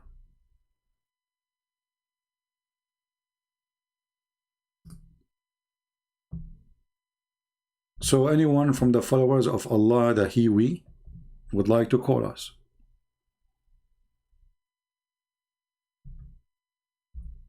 Anyone?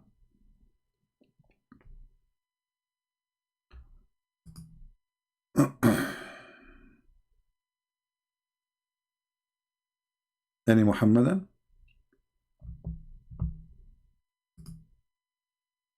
I noticed that you guys are not sharing my videos. You know, I mean, I don't know how sometimes people work, but don't you really believe that our videos deserve to be shared by millions, not only thousands? For me, I don't care really. For me, I do my part. How many people learn? I cannot force people to learn, right? So I come here, I give you from my time many hours. After that, I cannot do more. You will lose nothing if you post the video here and there. Facebook, Twitter, etc. Groups. Let people come and read. And feel free to download my videos too. Share them. If you would like to add the subtitle, translation, feel free. All right? For me, I do my best. And my best is to give you my time, give you my books. But I can do more.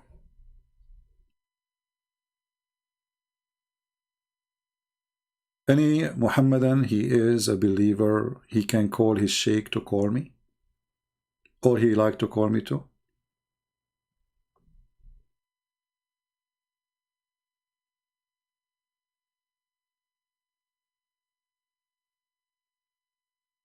Muktaba? Well, I don't know. The one, whoever texted me, I called him back, he did not answer, and then I blocked him. So I did not see a person, his name is Muktaba. I saw people, their name is Abdul. Until now, I did not see a person, his name. Maybe it's called the texting the wrong person, by the way.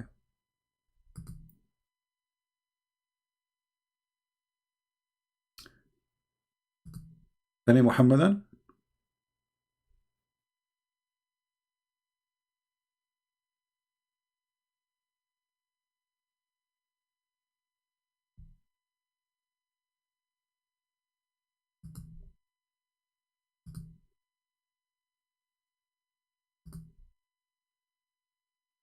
Anyone?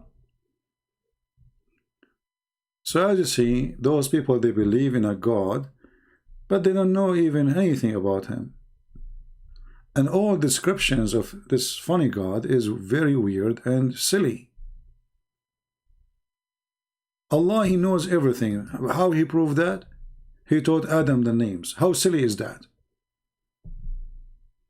So I call my dog, I call him Tutu, and then I ask you, what is the name of my dog? You do not know. And then I tell you the name of my dog, and that will prove that I'm God. This book is not even fit for children's.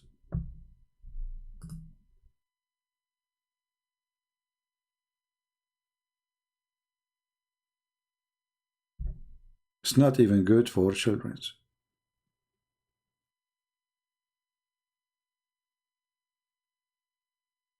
Do we have any Muhammadan?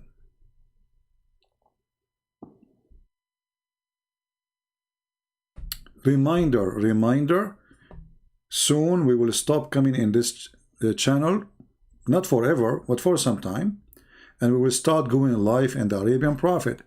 So please don't forget to subscribe. After we finish actually the broadcast, I will post a comment with my Arabian Prophet account. You just click at the account there and you can join in that channel. All right? Do we have any Muslim? Anyone? Any Muhammadan?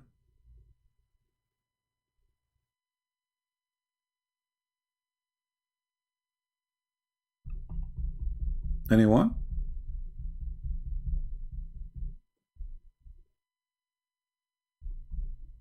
Okay, any two? I think I was making the wrong request. Any two? Any three? Any four? Any Jakarta? I mean, any Jack Orta?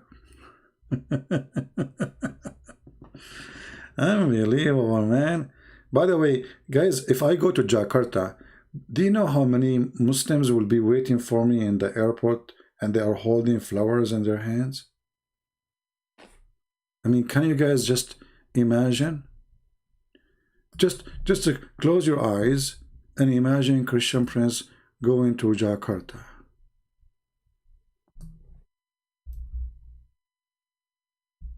And there is the lovely Mujahideen waiting for me with the flowers. And I say, I mean, come on, this is not really necessarily. I mean, why you spend your money for that? I was like, this is not really, I mean, should not do that.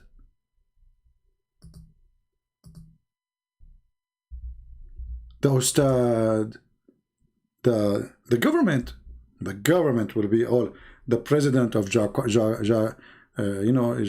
Orta, you know. So he was like, Christian Prince is here, you know, and like I would say, like, yeah, who is talking, you know, and he will be waiting in the front of the airport, and he will tell me, I want to give you some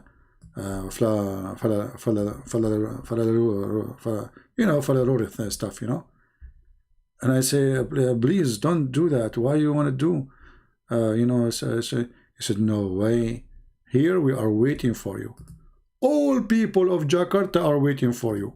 They cannot even wait.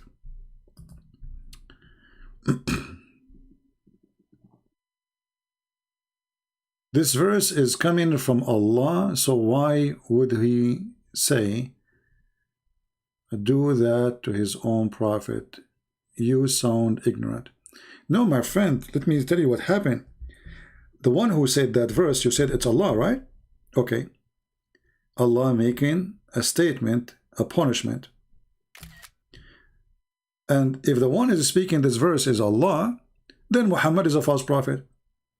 Because this is how Muhammad he died. If Muhammad is the one who made this verse, obviously Muhammad he never predicted that he would die in such a way. So when you say to me, my friend, that this is a verse made by Allah, okay, no problem. But Allah says, if Muhammad is lying, I'm going to cause his death in such a way. And this is how your prophet he died. Now you solve the problem.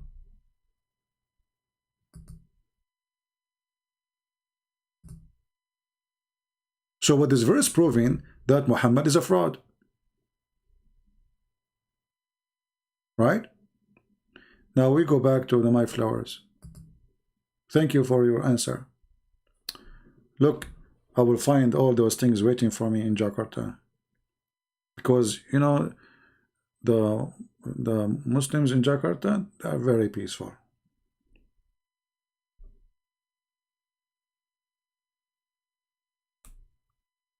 Do we have any Abdul he can answer?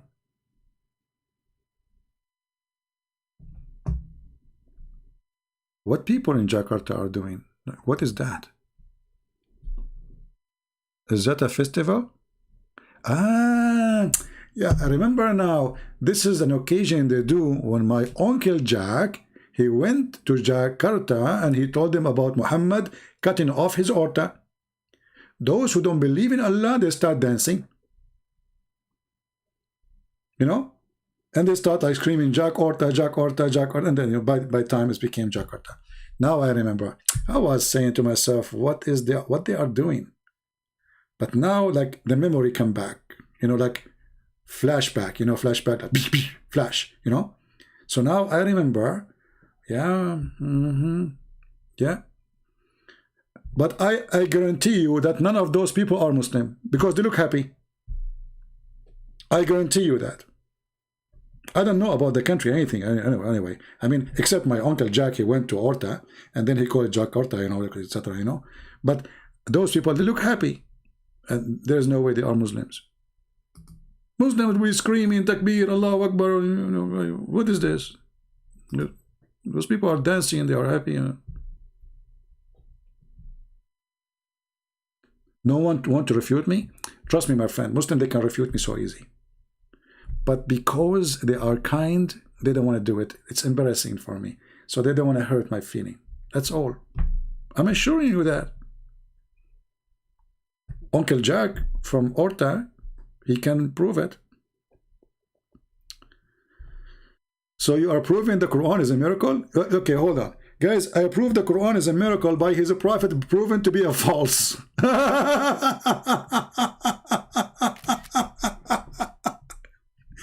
Look at the intelligence. We just showed him a verse in the Quran proving that Muhammad, if he lie, Allah will cut his artery. And then the guy, and Muhammad, he accept, Muhammad, he claim that he died in such a way. So now this genius saying, Christian Prince, so you are proving that the Quran is a miracle because Allah made his will come true. You agree to it, Abdul? But this is a proof that Muhammad is a fraud, which means the whole Quran is a fraud, which means Muhammad the stupid, he made a verse claiming if he is lying, this will happen to him, and then this is what happened to him to get him busted. So this is a miracle for you?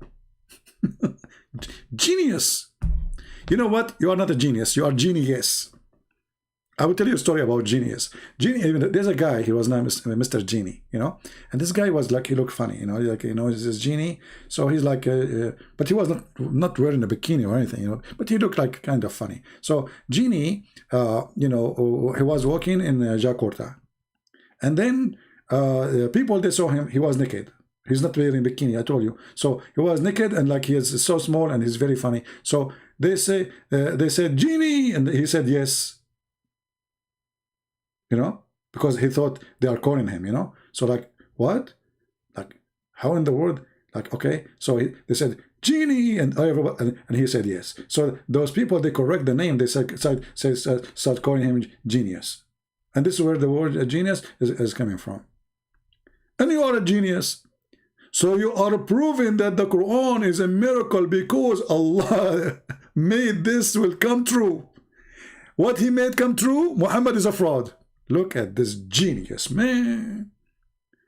He, what's your name? What was his name? I'm going to make you an admin. What do you think? I mean, come on, you deserve it. You as a Muslim, my friend, you get the title of a genius. And that to qualify you to be an admin in my chat.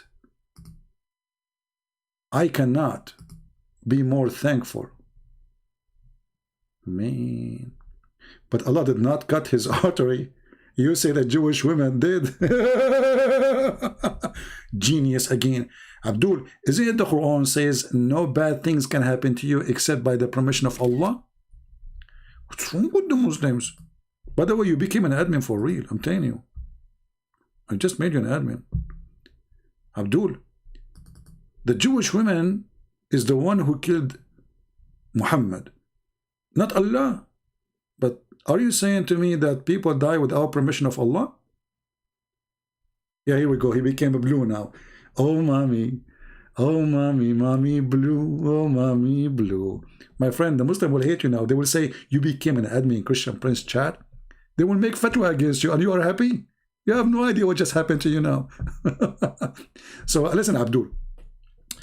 You're a prophet who was killed by a Jew, but the Quran confirmed that no one died, no one lived except by the permission of Allah.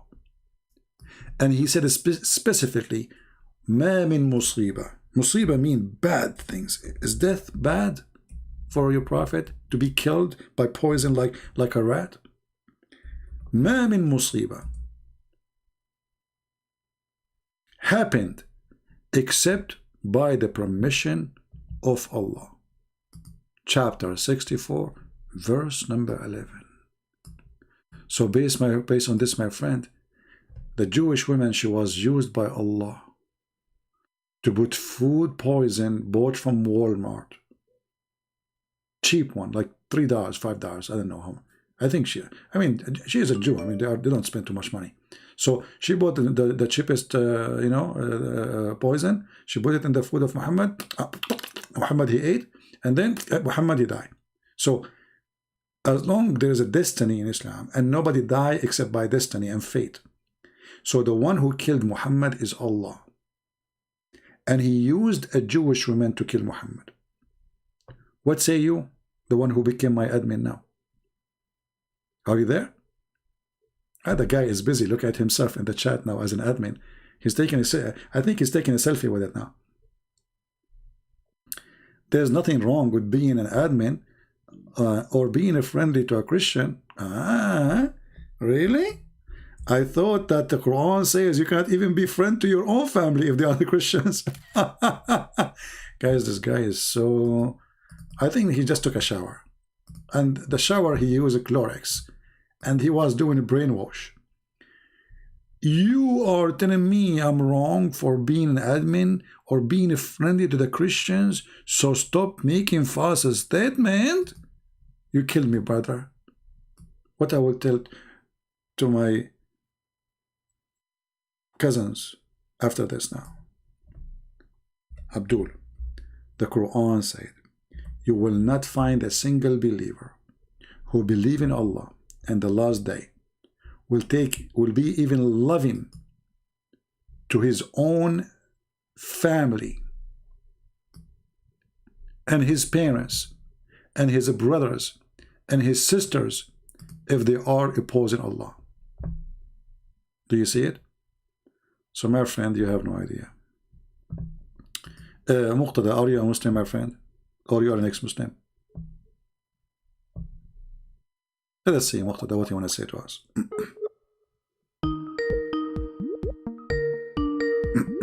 Yo, hello, man. Hello, hello. How are you, my friend? Christian Prince. So, are we on live now, man? Are we on live or what?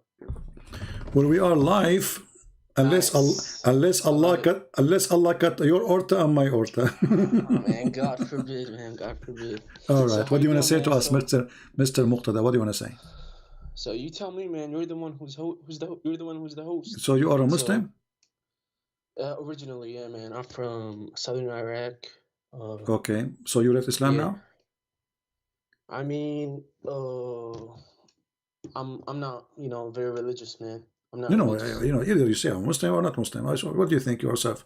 Do you consider yourself a Muslim or not? I mean, shit. Well, ethnically, ideologically, no. Basically, no. Yeah. So. What does that mean technically, ideologically? I mean, so like if somebody sees me on the street, I or anywhere, I probably get the stereotype that I'm a Muslim. I live in the States, in Texas. Always when I was in school, at work, I always get asked where I'm from. So I'm always, and people are under the impression that I'm from Middle Eastern origins because of my accent and my name and everything else. Yeah, bro. So I'm on live now. So all these people are watching me, man. That's interesting. That's cool, man. That's pretty cool. Well, we don't care about how many people watch. We care about how much truth we are sharing. What do you think? It's interesting, man. I actually got 4 copies of the Bible. Let me see. 1, 2, 3, 4. Yeah. And a Van Dyke in my home. Yeah, this Van Dyke is a bad translation, by the way. Then which one? The Jesuit one? You use the Jesuit one? I don't know. I did not read, but this Van Dyke have a lot of words which is not really Christian word. Because it uses the word Allah, right? Because you have a problem with it. Because yeah, but this is not really only the only point. What's the other point? What's the other point? Like he used the word nikah. I heard. Where? I did not have the book, but I saw somebody saying this is what it says. So if it's there, you know, we don't have such a word in the Bible. This is shame. So this is very hold on. false. So like let's say in what context does it use that word? He was translating supposedly the word marriage. He heard from Muslims that the word marriage for them is the word nikah, but Christians, this is a very filthy word for us to use. We don't use it. I don't know, man, but I know all the churches, the Syrian and the Coptic churches approve of it, and it's translated out of the original tongues in a word for word manner. You know what I mean? So I don't know. I like it so. But what the churches they use it? They use the Van Dyck. So this guy Cornelius Van Dyck had Okay, connections with the I saw a copy which is supposed to be corrected, but this is not the original then, because if this is true, I did not have a book. If that word is exist, did you see that word is exist anywhere? I don't know, man. I didn't see it. Okay, but, so if that word is exist, that will ruin the whole book, you know. My friend. Anyway, translation is translation. Anyway, translation. Okay. But this is not the topic, you know, for us. Translation, you can make translation too. Translation is a translator, you know, he do his best to translate. He can be honest, he can be a liar, he can be whatever. I want to ask you. So now you are saying if you walk in the street, you are like a Muslim, but you are not a true believer. So what are you now? No. Why you don't want to be a true believer? You don't believe Muhammad is a prophet? I mean, you know, not really, man. Not really. Before we continue, let me. I will answer Abdul. He said to us in chapter 60, verse number 8. It says Allah he ordered the Muslim to be nice to non-Muslims. My friend, this verse is about fighting those who don't fight. You don't fight them. But this is abrogated. You go to the chapter of At-Tawbah. It's called Bara'ah. The original name of At-Tawbah is called Bara'ah. Bara'ah min Allah. So Allah, he washed the hands of the Muslims from all the agreement to not to fight those who don't fight them. This is why he says, go and attack and fight those who don't believe in Allah. So this verse is abrogated and you are a fool. Sorry, my friend Muqtada. I was answering this Abdul. So Muqtada, what make you leave Islam? You know, what is exactly make you? I mean, I haven't really, you know, I was, you know, just taught as a kid, just memorize, you know, the normal regular stuff. But I was raised in the state, and I served in the Navy for a couple of years. And when I was in service, we had on Sunday the opportunity to go to church. Wonderful. Right. So I picked up a Bible. It was the ESV at first, from the chapel. And I went to the Protestant services because, you know, the chaplains, the actual chaplains in the military were, you know, usually the ones that come and present to us. Yeah. There were motivational speakers, and they were chaplains. They were. I know. I've been in the army myself. I know. Okay. That's cool, man. Yeah. Yeah. So I'll go there, and you know, it's a lot of interesting stuff. You know. So you did not decide to become a Christian yet? I haven't been baptized, but I actually, you know, my faith is not that strong, but I do believe in it. I do believe the Bible, yeah. So do you believe that Jesus is Lord? Yes, amen. I mean to that, you know. So you are a Christian by heart. Then what is missing then is just to do baptism. If you believe in Jesus as your Savior. Yeah. Yeah. So I mean, I'm sorry that I came up. I mean, if you know, you only take calls from Muslims or not, but you know, it's just interesting. I mean, if nobody's willing to call you, then yeah, it's okay. Not, right? Actually, I allow ex-Muslim to call me too. No problem. That's cool, man. But anyway, I'm happy for you.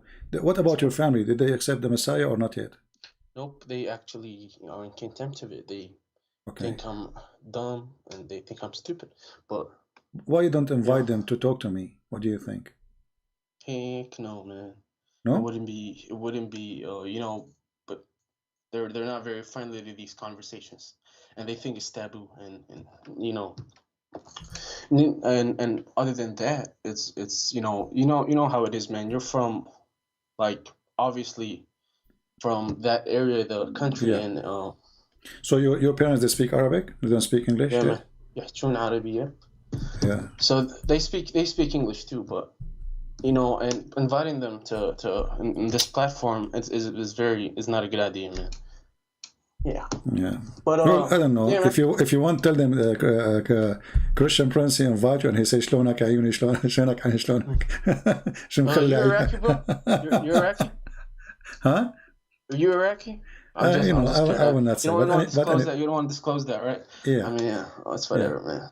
But That's cool, man. Oh, but yeah. I, you know, anyway. MashaAllah. So That's good. So like you said it uses the word nikah. What Sifr al-Ishah or what book does that? I don't remember really what translation, but it's going to appear supposedly in the word instead of the word. You know, I saw in the internet a translation for that book. It's corrected, so that word does not exist no more. Oh, no, but man. they say, I don't know, I don't have the original book. They say that in the original book that word exists. So I'm not sure. That's why I'm asking you if you saw that word or not. No, I man. don't have it. You know, I had a friend called you know, do you know a guy named Shamun Hido or Shamun Hido? Like, do you know a guy with that name? He's from Syrian origins. He does Christian apologetics in Arabic. He speaks Syriac or Aramaic. He's a Syriac from Syria, and he has these Syriac manuscripts. He said he compared the Van Dyke to it, and he said it's legit. So he likes it. but the word nikah is not legit. I mean, I don't know, man. Yeah. I mean, I don't know. So maybe he have the version of the corrected one. I saw it in the internet, which is they are taking off all those words, which is not right. But anyway, my friend, there is nothing is called really translation is legit in Arabic, because all of them they are using the word Allah. What about the Jesuits? The Jesuits translation. There's the Yasuri or the Jesuit. All the translation is not correct. You have to replace any translation. Using the word Allah has to be taken off. Why, man? It's literally God for Arabic, and in Hebrew there's Elohim. The word Allah is not an Arabic word, number one.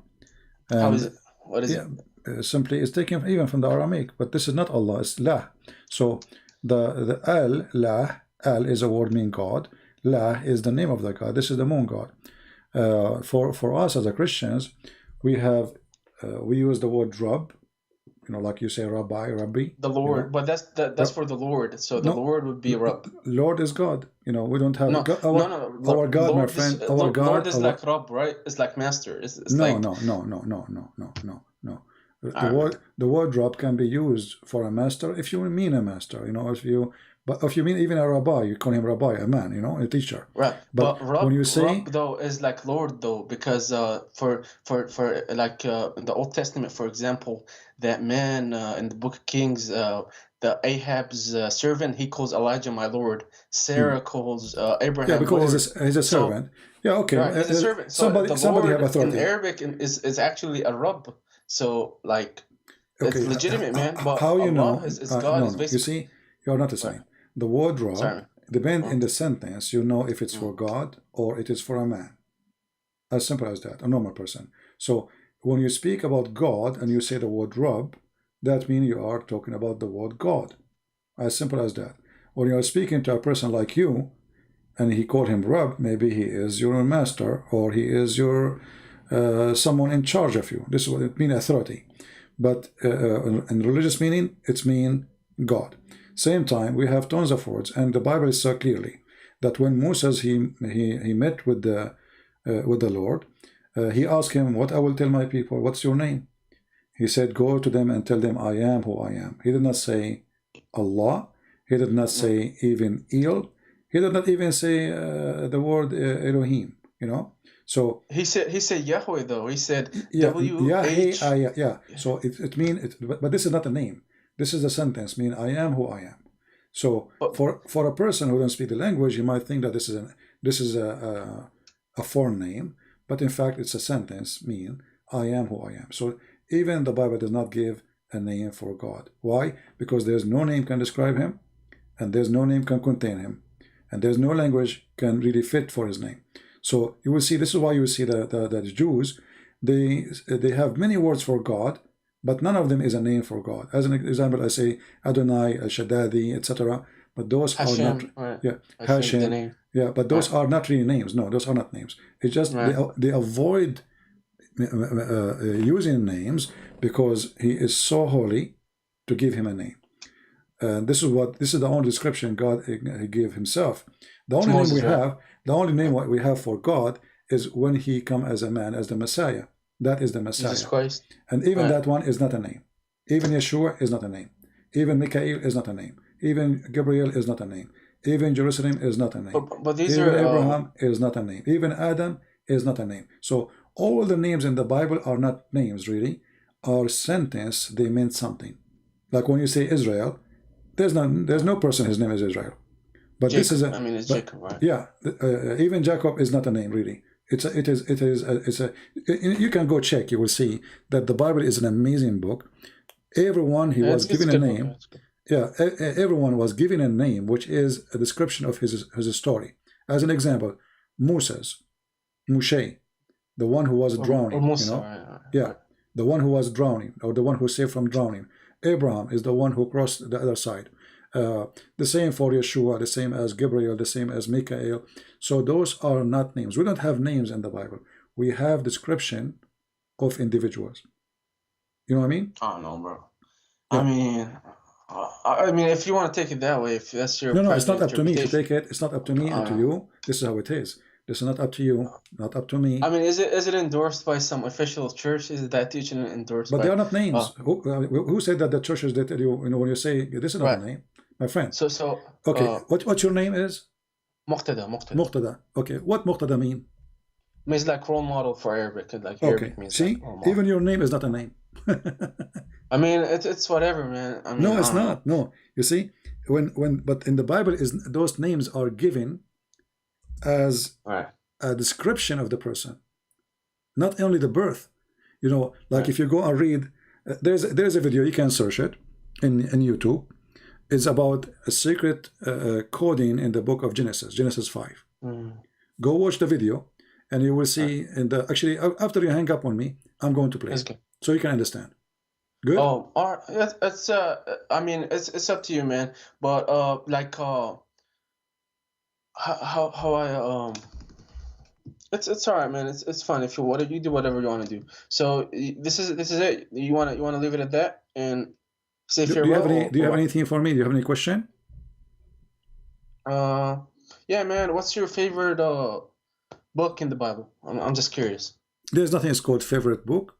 I mean, I don't know. No, my friend, the book is not. This is not an author writing a book, and I write this and like that. But I can say to you, there is something will summarize all the law, all the gospels, all everything. Jesus, he says, love to yourself what you love to others, and this is the law. Amen. Okay, that's good. That's good stuff. That's good stuff. Yeah. So, and Jesus said, love your enemy, and pray for them. Cool. That's good. Yeah, pray for those who curse you. So those they summarize who is the Messiah is. All right. It's good stuff. Man. Yeah. So so the Bible is not like let us say even if we don't have the 4 books, we have just a few sentences from Jesus. Love your enemy, forgive the one who hurt you, the one who cursed you, pray for them. If somebody asks you to walk 1 step, walk with him 1,000. If somebody asks you for your coat, give him your dress. So if we have those alone, that will tell us who is Jesus. God is not a book, my friend. God is fruits, and the Messiah, he come to this earth, and he showed us his fruit. The Messiah, he said, from their fruits you shall know them. Amen. So you do not need a book to tell me about yourself. You can tell me all good stuff about yourself, but your fruit is ugly, right? So the Messiah, he gave us the guideline to be what we should be and learn how to judge without being the judge. That's good, man. All right. So I mean, I got one more question, man, but it's up to you if you want to answer that. So are you one of the original churches? I mean, or are you what's your theology in on the scripture? I don't believe in the church's names. I believe in the Messiah. I mean, so you're an evangelical or Protestant? No, I don't. I just told you, I don't believe. I am not Protestant. I am not Orthodox as the name of a church or a Protestant. I prefer to be a person who is following the Messiah because those names are not really exist. The Messiah, he created one universal church, and the church is the people. It's not a priest. So like it's not a bishop. non-denominational, right? I don't even believe in something called denominational. You know, I believe in Jesus. So That's we good, believe, man. we follow the Messiah, no one else, no bishop, no, I mean, yeah. no one. We do not need anyone to be in the middle between us and the Lord, the Messiah, for He is our Savior. So why I want to follow a priest when I have the Lord Himself and He is a living Lord? You know what I mean? Yeah. He's a living God. That's good. It's good to listen to somebody He is knowledgeable to teach you, right? He can be a priest, but I'm not following the priest. I'm going to follow the Messiah. So if the priest taught wrong, I will say to him bye-bye. You know, I will follow only the Lord. Yeah. So the Lord is what we follow, not sect, not a church name. We are not church worshippers. We worship God, and His name is the Lord, the Messiah. Amen. All right. That's good. Well, nice talking to you. Nice talking to you. And I will play the video for you. Listen to it so you can see what I'm talking about the names. Oh man, peace. Have a good day, man. All right, take care. Bye-bye. Salam alaikum. Mark. All right, we will play a video so people they will understand that in the Bible reading we don't have names. You know, usually, I mean, not because we are not smart, but usually people they are, let us say, they don't go deep. Muqtada, we have our brother here, Sam Shamoun. I don't know if you know him. He would like to have you in his Skype, so I'm going to connect you to him. I don't know how I can do that. Let me see.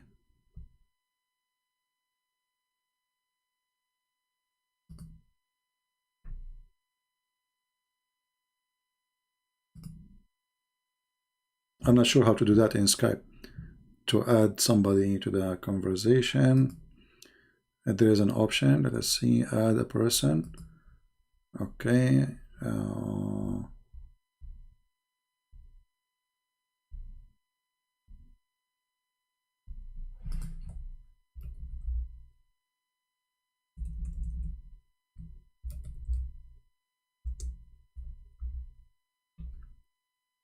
All right, I think we are able to do it. So I just send you Sam Shamoun to contact you, Muqtada. You can listen to him. You can talk to him if you need any help. We will go to YouTube and I will show you why we don't, you know, like we just take words for granted as names, but in reality they are not names. The Bible is a very, very deep book. This is not the silly Quran.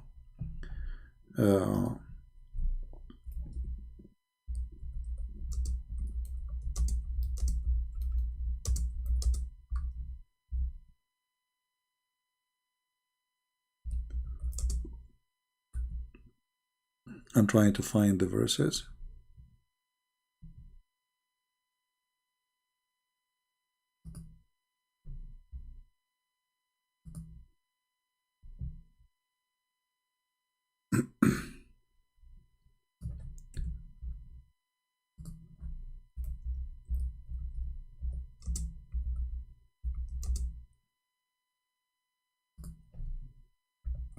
And we will play it as soon as we have it. Here we go.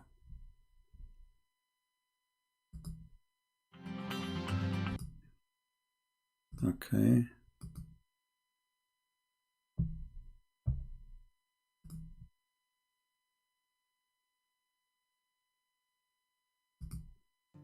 There's another. All right, let us put it on the screen, and I want people to listen carefully so you learn and you understand what I'm trying to say when I say in the Bible there's no names. There's no names. There's a story. There's a coding. There's a deep information for you, because you are a foreign person. You are reading a foreign language, so you think they are names, but in reality they are not. Another place that God appears to have laid out His plan in advance, and that's in some subtleties, and one of which I'd like to share with you in Genesis chapter 5, a genealogy. The genealogy in Genesis chapter 5 goes from Adam, the first man, down through Noah. And in Genesis chapter 5, if you wade through that, I encourage you to make a list of the names. Adam gave birth to Seth. Seth, Enosh. Enosh, Kenan. Kenan, Mahalalel. Mahalalel, Jared. Jared, Enoch. Enoch, Methuselah. Methuselah, Lamech. And Lamech was the father of Noah. Let's take these names. 10 names. But see, the problem is we need to know what the names mean. And if you have a study Bible or a source, a lexicon, what have you, you know that the name Adam means man. As you go through your Bible, when these names are typically first introduced, most of your marginal footnotes will tell you what the name means. Adam means man. Seth means appointed. Enosh means mortal. Kenan means sorrow. Mahalalel means the blessed God. Jared means shall come down. Enoch means teaching. Methuselah means his death shall bring. Lamech means the despairing. And the word Noah means rest or comfort. Now, let's read that genealogy as a sentence. Man is appointed mortal sorrow. The blessed God shall come down, teaching that his death shall bring the despairing comfort. That wild? Okay, so if you notice with me here, we don't have names. We That have wild? a story. See, we have a story. The names turn to be not names. The names to be a prophecy. Turns to be a story. That there is a person who is a man, and this person will go through certain things in life, and he is the one going to be come down, and he is the blessed God, and through his death people will receive comfort. And here you ask yourself, there's some names doesn't make sense, you know. I mean, why in the world anyone want to call himself his death? I mean, do you call your son his death? You don't. You know what I mean? Why you want to call your son such a name? So obviously those are meant to be a message, never was a name. Why anyone want to call his son appointed? What does that mean? Why you want to, you know, do you like to call your son appointed? What is that? Why you want to call somebody his name moral? You know, what does that mean? Why you want to call your son sorrow?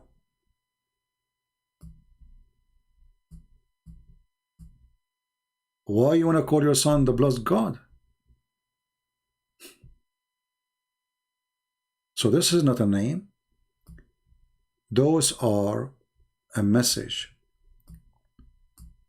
And the rest, the same goes for everything in the Bible. Even the bad one, he have a name fit with him. So if you go and check the names, Noah, Adam, all the names, Gabriel, Michael, Israel mean the one who struggled with God. Why he got the name? Because he tested him. He struggled with God. So God, he said to him, from now on, I call you Israel. And that was for Jacob. So Abraham is not a name. Moshe is not a name. All of them. And this is why I say to the Christians, don't say that God have a name, because he don't. When he described himself to Moses, he said to him, I am who I am, which means I am the one who exists by myself. I do not need anyone to make me exist. I am your Lord. And that's it. And then that Lord, he showed himself. He showed his ability, his power, and what he can do. Because anyone, he can say, I am who I am. Anyone even can say, I'm God. I can say it, you can say it. If Allah can say it, anyone can say it. So we don't follow a book of stupidity like the Quran, mean nothing. This is a very deep book. And the more you study it, the more you go really in depth, and you will be surprised. And it doesn't matter really how much you study. Like, you can be a farmer who do not know much, still you enjoy it and you love it. And you can be a person who studies so deep, and then you will enjoy it even more.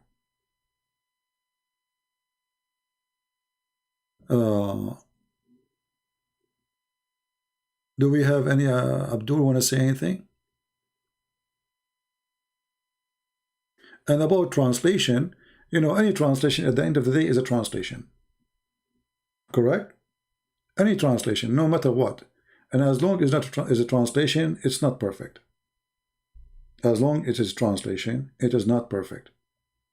So the one which is written by the church father, that is the book, is the source, and any translation does not match, we will reject it.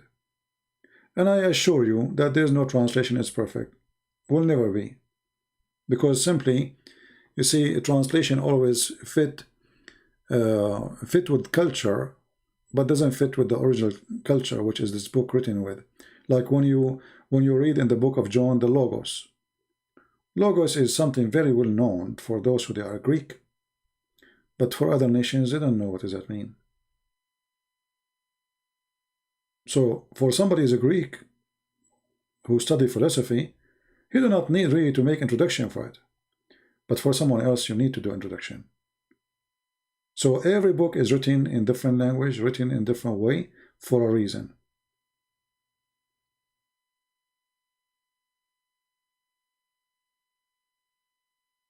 Anyway, and remember, I am not a Bible scholar. I cannot claim to be even close. But the beautiful thing about our book, it's good for somebody who don't know much. It's good for somebody who knows a lot. This is why when they asked Jesus, why you speak in parables? Or what is the point of those parables? He made it clear so people they can understand, so he can open the eyes of people. So a person who is a farmer, he will enjoy it, he will love it, he will learn from it. A person who is a philosopher, he will go deep in it. A person who is a thinker, he will think it twice and three and four, and you will love it even more. So it doesn't matter how big your level, how high or how low, this book is book for everybody. Not like the stupid Quran, where we read a verse and then you will find there's a billion interpretation and none of the interpretation agree with the other interpretation.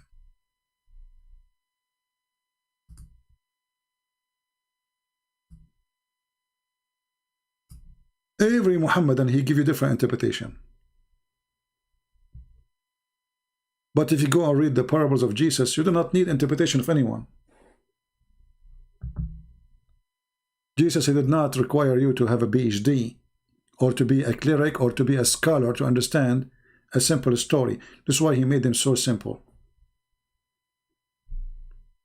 So you can be a person who never been in school, who don't even maybe know how to write your name, still you love it and you enjoy it and you can practice the story.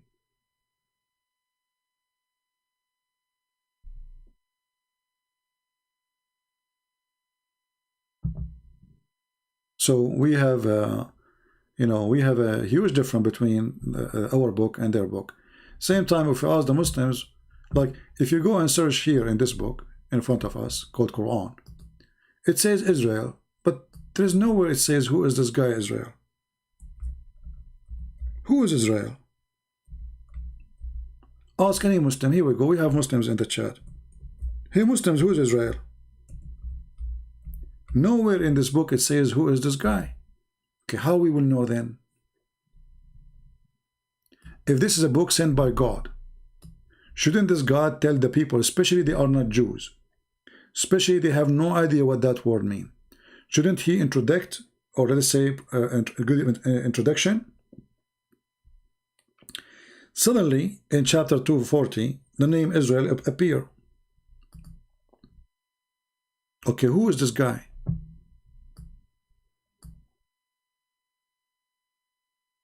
But if you go in the Bible, you will find there is an introduction. There's a story told by details. Who is this guy? Why his name changed? Where he is? Where he lived? Where he grew? What he did? Here, there's nothing. Who is this guy? And what Israel mean? You don't know why? Because this name is a theft. When Ahmad Didat was making a fun of this name, actually not the name, he was making fun of Jacob struggling with God. But the idiot, he just made fun of the Quran. Because those Abdul do not know that the word Israel mean struggle with God. The second you accept the name, that's when you accept the story. So when the Quran called Jacob Israel, without telling us who is Israel, that means the Quran accept that this person, he did what he did with God. Do you see how silly the stupid Quran is? If you ask the Muslim as an example, what the word Masih mean? Not a single Muslim knows. They give you actually the most funny answers. One of them is, the Messiah was called the Messiah because he have a flat feet. Have you ever heard of a stupid thing like this?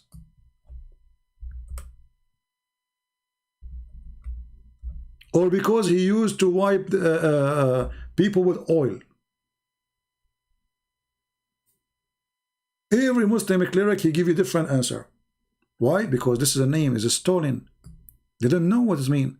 What Isa mean? Okay, what Maryam mean? They don't know. What David mean? They don't know. Abraham, even the word Satan, they don't. Do you even know where Satan is coming from? They don't know. As an example, the Quran says Iblis. Go check and see where's the word Iblis coming from. Why Allah he chose this word? It's a theft. In Arabic it says Iblis. Why Allah is calling him Iblis? Is that an Arabic name, the original name of Mr. Satan in Islam? Or this is a theft from other belief?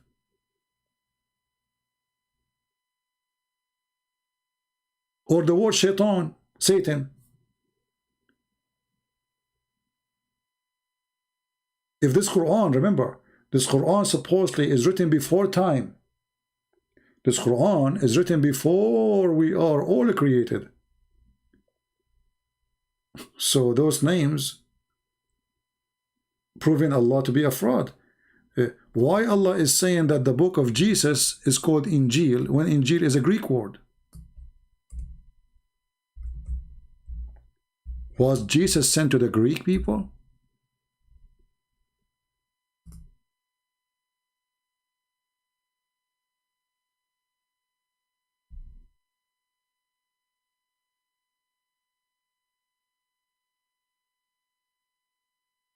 This is alone is enough to prove Quran is a fraud. Because the stupid Muhammad, he heard that the Christian, the Arabic Christian, they called the Bible Injil. But this is a Greek word for the Greek book. So the silly Muhammad, he said, okay, Allah, he sent down the Injil, but that will make a horrible problem because Muslims, they claim that Isa was sent to the Jews, the Hebrews. So why he was sent to the Hebrews and his book is in Greek? Do you understand what I'm saying? It's like, you know, you are sent to the German and your book in Chinese, the title of your book in Chinese. But the silly Muhammad, he did not understand that this word is a Greek word. And if you want to say that Isa was sent to the Jews, then he should come with better name, which is a Hebrew, because he was sent to the Jews.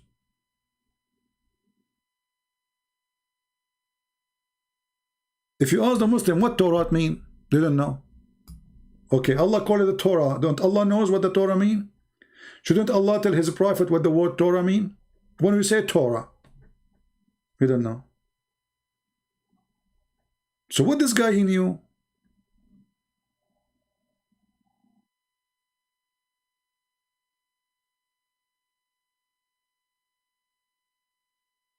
So everything in Islam is a theft. This is why we say to the Christians, remember carefully, there's no names really in the Bible. There's description of people. There is description of people. Every name belongs to a story, and every story belongs to a name.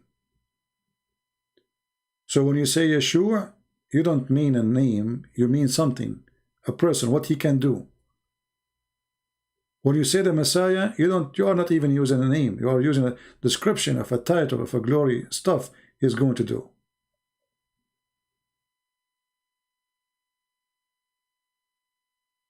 When Muhammad, can you show us, just search for in Google, my friend. You want me to do everything for you?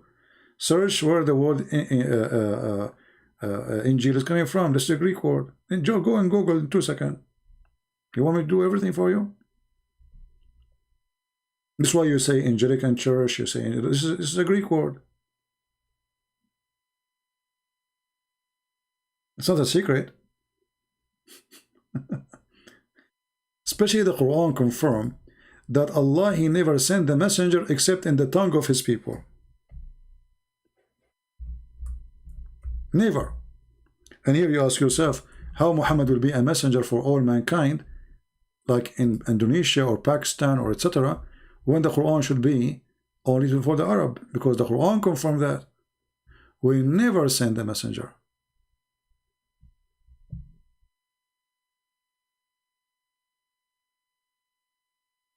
Except in the tongue of his people. So what is the tongue of the people of Jesus? Greek? Based on this verse?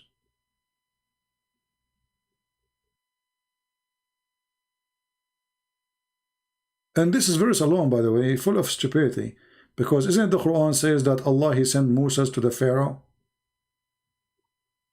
So do Moses have a Torah in the old Egyptian too?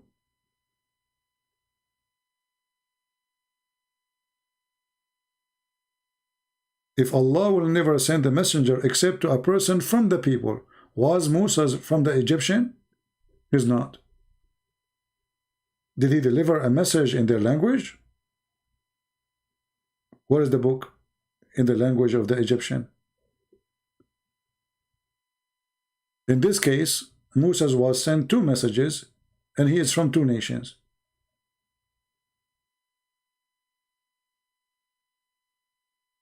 And not only that, the verse here says, then Allah mislead whom who He wills, and He guide who He will. Do you see it? So Allah, He sent messengers with books, and then He mislead. So who is the devil?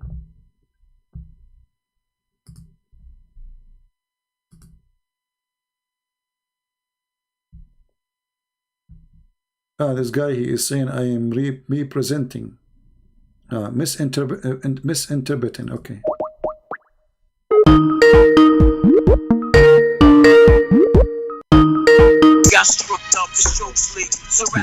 Stupid. So do you see the stupidity here? Does it say in the front of your eyes? Then Allah mislead. So Allah, He sent to every nation a messenger, and then He mislead those people? How stupid is that?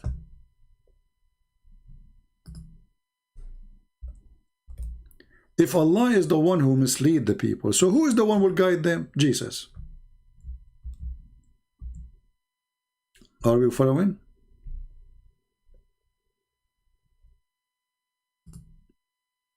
If Allah is the one who mislead them, and this is the Muslim translation. In Arabic it says, فَيُضِلُّ اللَّهَ مَنْ يَشَاءُ. So Allah deceive who He wish, and He guide who He wish. فَيُضِلُّ اللَّهُ مَنْ يَشَاءُ وَيُهْدِي مَنْ يَشَاءُ. So Allah deceive who He will. Here in the Muslim translation saying mislead, which is not accurate, by the way. It is deceive. So Allah, He deceive who He will, and He guide who He will. So Allah, He deceived, Jesus, He guide. And how you can be the guide and the deceiver at the same time? And the funny, He is adding the word He mislead just after He saying I send messengers.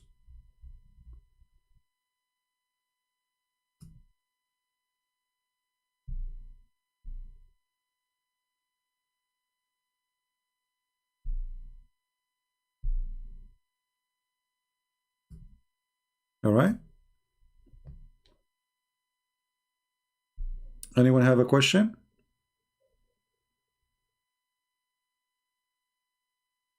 Yeah, exactly. What is the difference between Allah and Shaitan then? We just made a video a few days ago, spoke about, right? What is the difference between Shaitan and Allah? Nothing. Actually, according to the Quran, Shaitan himself is a victim of Allah.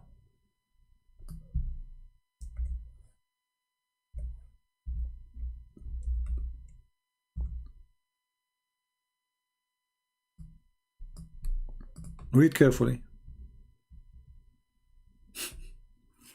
Look at the false translation. It says, because you have sent me astray, surely I will set weight against them. The Muslim, they say Shaitan here is talking. Alright? But in Arabic it says, قَالَ فَبِمَا أَغْوَيْتَنِي. The word riwaya mean you drove me into lust. You tempted me with lust. Because you did that to me, I'm going to seek revenge from the people who worship you. So Shaitan is a victim.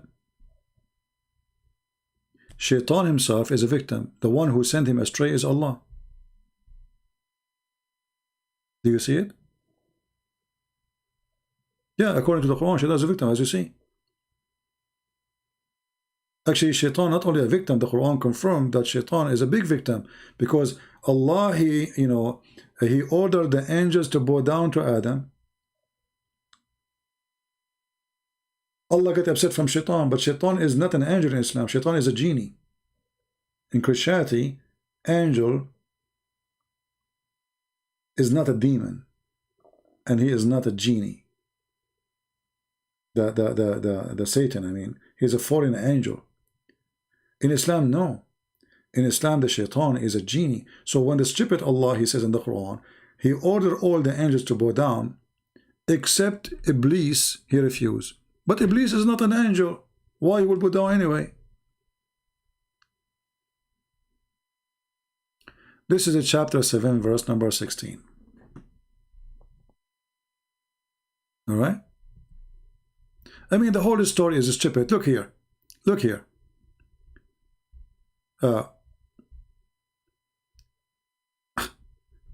And when we said to the angels, bow down to Adam, okay, but you said that to the angels. Why Shaitan, he will bow down? It's like saying all cats say meow, and the dog, he refused. But he's not a cat, you said cats. Do you see the stupidity? You said all cats. What the dog have to do with it? So Allah, He said to the angels, bow down. Shaitan, he refused. For a person who do not know that Shaitan is not an angel in Islam, you might get confused. You might think, okay, well, Satan is one of the angels. In Islam, he is not. In Islam, he is a genie. So why he should bow down? And the idea of bowing down, all of it is stupid. The Muslim, they say, in Islam, we've been taught to bow down only to God. Here we go. From the beginning, Allah Himself is ordering angels to bow down to a sinner. His name is Adam. And why? Because they accuse Adam, he would do mischievement.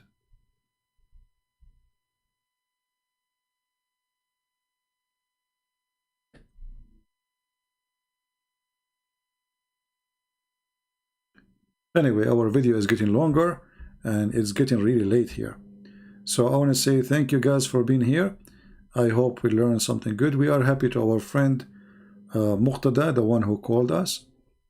And I hope he did watch the video to explain to him about the names. My friend, we don't follow names. We follow God, and God is not a name. For there is no name can describe him. There's no name. The same as the Messiah, the Lord, no grave can contain him, and no cross can hold him.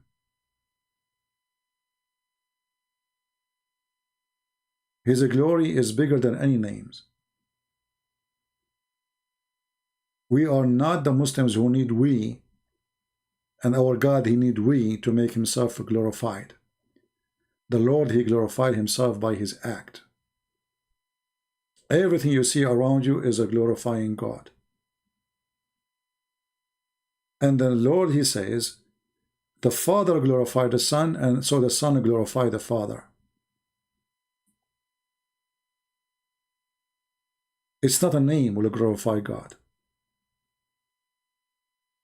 Otherwise, people, they can choose to themselves the best names ever you can imagine. But that will not glorify you. For names mean nothing unless you fit with them. And there's no human being fit with his name. All people, they've been given good names, but all of us, we are sinners. All of us. You call your son good, you call your son smart, you call him etc. But reality is not really, the names does not describe you. This is why in the Bible there's no names. There's description of life story, description of what those people will present. What is God preparing for us? In the same time, we have a free will. This is why the Lord, he says, not everyone says to me, Lord, Lord, will enter the kingdom of my Father, but the one who do his will. So it's up to you to do his will or not. So God, he prepared for us, prepare salvation. But still, it's up to us to accept or to reject.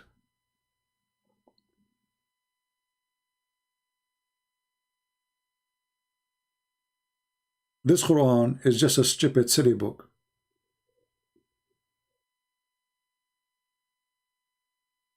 Meaningless. God, he is ordering angels to bow down to a man. And why? Because they said this man is going to do mischievement, and it turned to be true, and Allah is wrong. And not only that, Allah, he accused angels to be liars. How come Allah did not kick the angels out of heaven?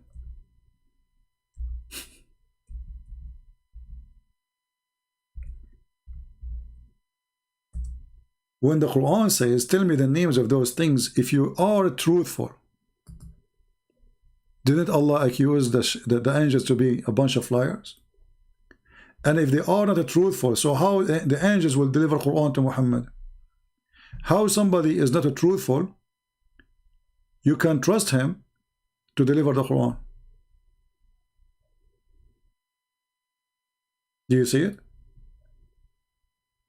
In the top of that, this God who described the angels to be a bunch of liars, he punished Shaitan, but he is not the one who accused Adam he would do mischievement. He have nothing to do with the story. Which means Allah is not just. I mean, a person, his mouth is shut, he have nothing to do with the story of Adam.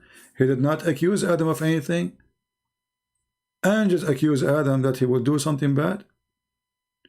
Allah, he taught the names of to Adam, and he asked him to tell him the names if they are truthful. And this is supposedly how he get them busted, which is very stupid. But the Shaitan is just not saying anything. He did nothing wrong. Allah ordered the angels to bow down. So why he is upset from Shaitan for not bowing down? The whole story is stupid. It's a chaos. It's a dummy.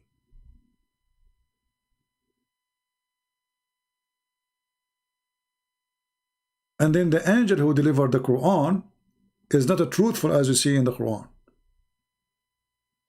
So how truthful the Quran is if the one who delivered the message is not truthful?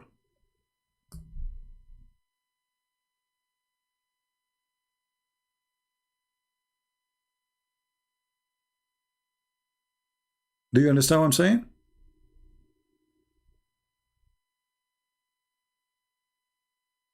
Mr. Actorus Voga saying Christian Prince defend the Quran because he is Satan. My friend, it's your Quran defending the Quran. You are an idiot. It's your Quran saying that Allah, he misled Shaitan. It's your Quran saying that Shaitan is a victim of Allah. It's your Quran saying that Allah, he ordered angels to bow down to a human. And not only just a human, he is a sinner. His name is Adam. And he was kicked out from heaven. And not only that, you're a stupid God. When Shaitan, he refused to bow down, Allah kicked him out of heaven. He kicked him out of heaven. Then how Shaitan, he came back? Read carefully.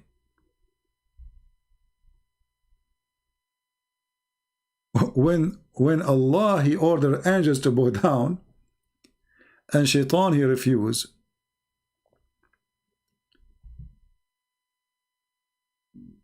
It was after Allah, he kicked Shaitan out of heaven.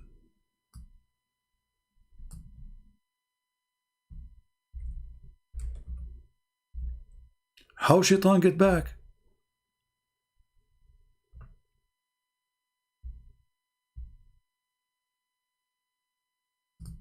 Any Muslim can tell me? Chapter 7, verse number 13. Because Shaitan, he refused to bow down, Allah, he said to him, get out, get down. Okay, so now he's get down. Can you know, when Allah, he says be, is going to be, right? So Allah, he said to him, get down. Did Shaitan get down? Go down 3 verses, you will see Shaitan is still in heaven. Because after Allah, he kicked him out, Shaitan, he whispered to Adam and Eve, where in heaven?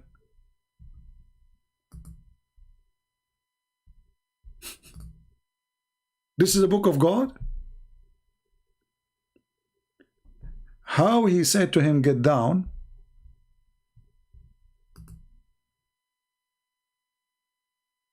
And then how after that he went to Adam and Eve in heaven to deceive them.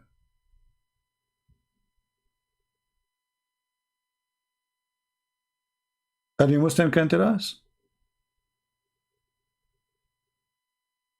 Maybe when Allah, he ordered Shaitan to get down, Shaitan, he did not. He told him, I'm going to sue you in the court. Maybe he said to him, get lost. Isn't you Muslim? He says, if Allah wants something to happen, he say, be is going to be. But as you see, Allah, he said to him, get down. Not only get down, actually, he said to him, get down, and he said, ukhruj minha. He cursed him with shame.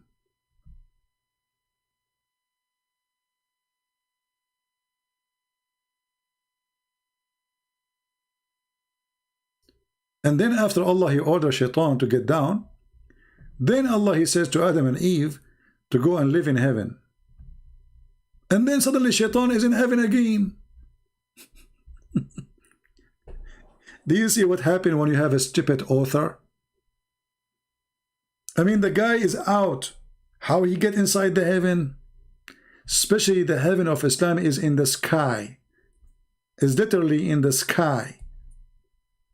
Shaitan now is in the earth. How Shaitan went back? If you remember the story of Muhammad and the angel Jibreel, there's 7 doors and 7 gates, and they will ask you where you're going. And the Quran says if Shaitan tried to go out of the heaven, Allah will shoot him.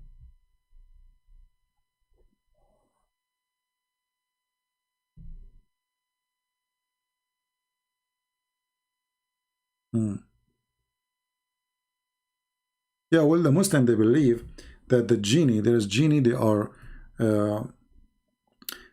actually, this is a topic we should mention maybe in a different video, different topic. But Muhammad, in his book, he have a big poo-poo. When Muhammad, he said that his God said,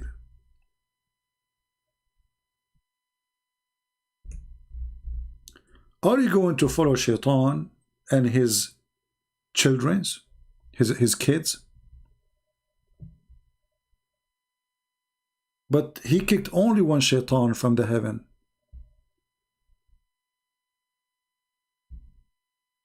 Hey Muslims, how many shaitan Allah kicked from heaven?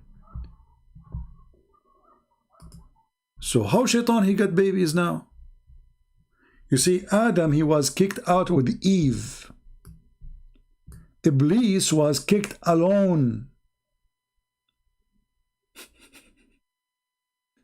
There's only one genie was kicked out from heaven. His name is Iblis. So now in the earth we have one genie. His name is Iblis. So how the Quran says he have babies now?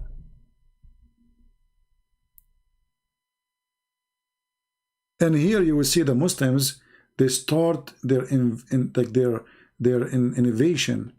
So they say that Allah, he created the penis in the right thigh of the leg of shaitan, and he created the vagina in the left thigh of shaitan. Then he shake his legs and he put this inside that, and he do nikah to himself. And then he lay 10 eggs, and then from every egg there's 70 male shaitan and female shaitan, they come out. And I challenge any Muslim to say I'm lying. All of this story is made up just to cover the stupidity here that shaitan have babies.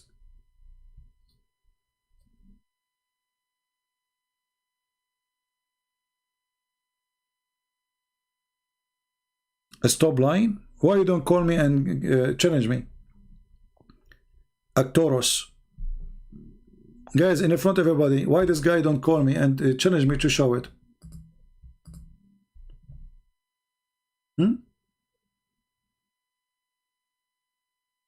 Actually, even your prophet, he agree, you know, he said that the shaitan, he lay eggs.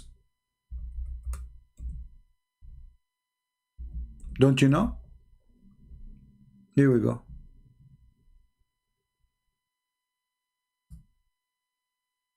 Look at the translation. They took away the word eggs. In Arabic it says فيها بعض الشيطان وفرخ. In here it's gone. There is no eggs. There's no eggs are coming out. There's no babies coming from the eggs. You see this? You see the corruption? Unbelievable. If you copy, let me do this just to show you how the Muslims try to hide the madness of their stupid prophet.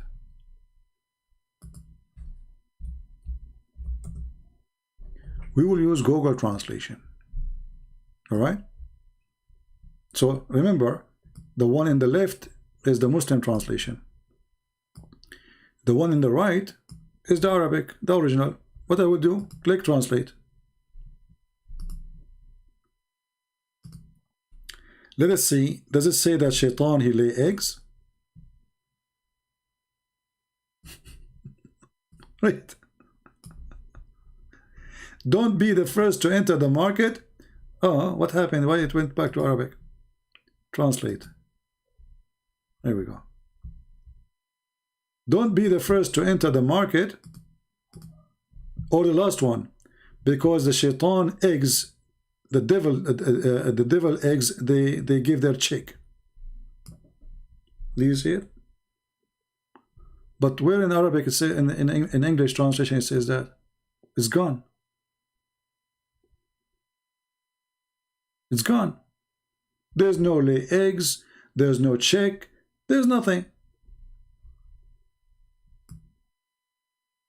This is why it's very important, if we're going to fight this garbage religion, you need to know Arabic, because their translation is a lie. Is nothing but a lie. And the one who is saying to me, stop lying, you can call me right now, before we leave, and challenge me to show you the reference. And I will make you read it yourself.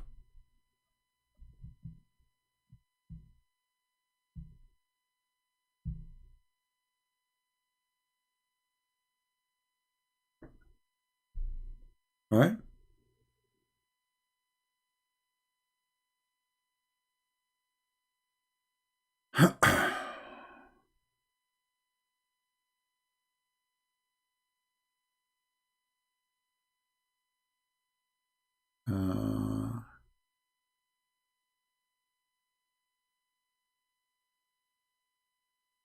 Yeah, I guess we have Abdul. You know, the Muslims, what is lovely about them, you talk about tomatoes, the Muslims, they try to change the topic. They are so desperate to change the topic because it is very embarrassing. Like we have a guy, he called himself Isaiah. Isaiah, why you don't call me and ask me the question about the Bible? Isaiah 40. First of all, you are a Muslim. Don't come here with such a name. You don't even know what Isaiah means. Same time, potato. Why you don't call me right now and ask me the same question you just gave in the chat? And I will make everybody laugh at you. Is that fair, guys? Why you cannot be a hero and call me right now and tell me the verse you want to talk about from the Bible? And everybody will laugh at you in 2 seconds. He mentioned that in the Bible speak about the edge of the earth. It's in your Quran, you donkey.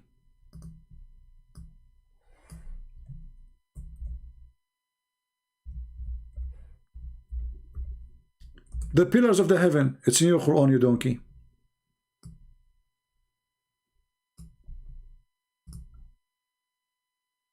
When they try to make fun of you, those are idiots. They do not know what they have in their books.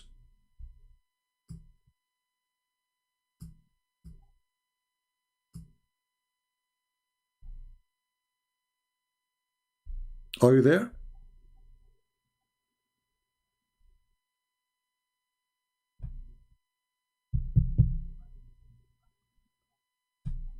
It is Allah who raised the heaven without pillar that you can see. Meaning it has pillar, but you cannot see. And you can read the interpretation. According to the Quran, there's a mountain, it's an azure mountain surrounding the earth, and the color of the sky is take the color from it. According to the stupid Quran, Allah, He left up the heaven in the top of pillars that we cannot see, and He placed mountains in the top of the earth.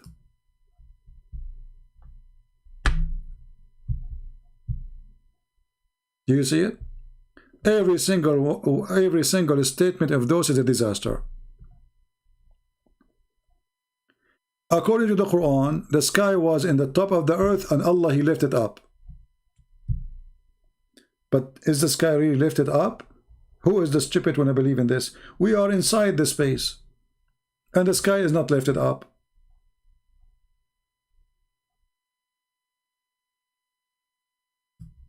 Who is holding the sky from falling us? Allah.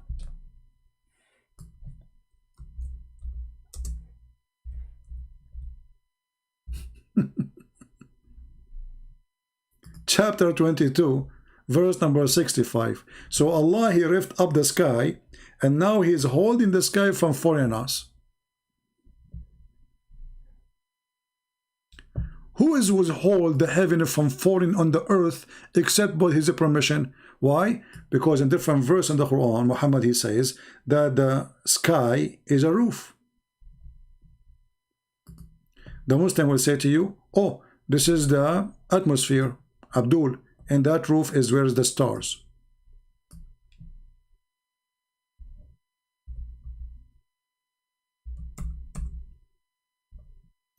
And when Allah, He says protected roof, He's talking about if shaitan, he tried to go out of the earth or a human, Allah will shoot his ass with fire.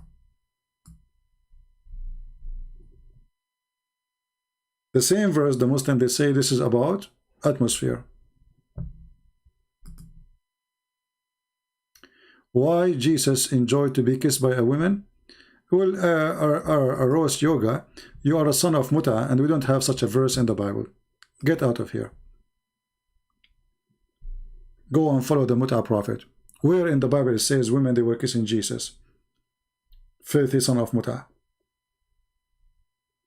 You Muslim, you know, those people, they have no dignity. They are so angry, they can't refute us. and they fabricate lies. Even your stupid Quran, chapter 19, verse 19 says Jesus is holy. Even your stupid donkey Quran. When the angel came to Mary, he says, I am here to give you the glad tidings of a holy son. So why you are a filthy, trashy person? You are angry. I understand. You cannot refute us. I understand. You try to change the topic. I understand. But as you see, your religion is a garbage. And we have our Skype open for the last how many hours? Not a single Muslim dare to call me to debate me. Why? Because you know that you have the most stupid cult ever. Otherwise, your Muslim will be lined up to call me. If I am a person who have blue eyes, I don't speak Arabic, I am not an Arab, I am an American or a British, you Muslim will be calling me like crazy. But in front of me, you are terrified. You are terrified. So you are willing to insult a person. You Muslim claim that you respect him, that he's a prophet. It was your prophet who women they are. Actually, I can't say women kissing him. He is filthy. Nobody want to kiss him. He was forcing women to sleep with him. When Muhammad, he tried to force a decent woman to sleep with him, do you know what she said to him? A queen like me will go with a filthy like you? If you don't believe me, search it right now in Google. Or call me right now to show it to you. She described him as a suqa. A suqa. Not only filthy, the garbage of the garbage of the garbage of the society. Imagine how brave this woman is.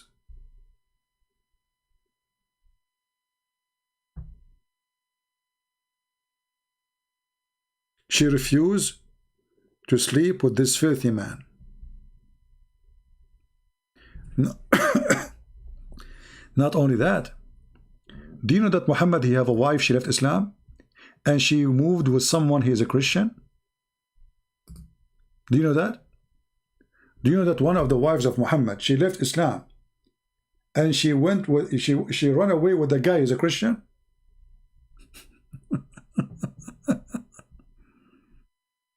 I mean, what a shame. The wife of Muhammad leaving Islam and she is going with the man, he is a Christian.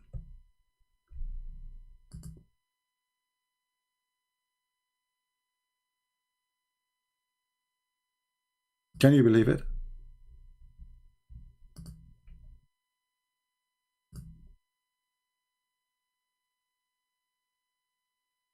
The more you read about this mad Muhammad, the more you see how much people they hated him, disrespected him, and women they are running away from him.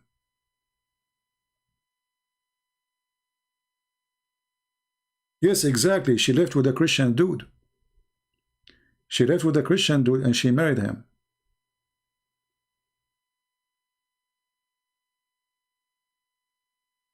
I mean, there's tons of information. You know, you see, when you sit with me here, you have to give me a reason to talk about things. Otherwise, we can repeat the same things. I mean, tomorrow we can say this, you know, you have to, like, I am like a library, and you need to touch the book, or give me a reason to open the book. So, this is why you hear things you never maybe heard before. Yeah. Well, they say that she did not, you know, but anyway,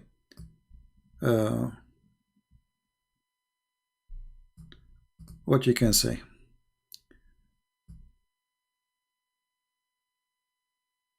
Do we have any Abdul? Any Muhammadan?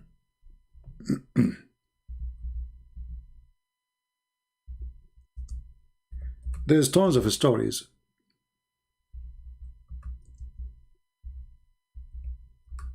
They bring nothing but shame to Muhammad.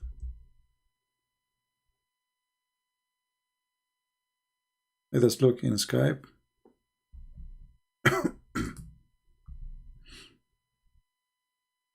Somebody's asking what is the name of the woman she took. Her name is Qatila.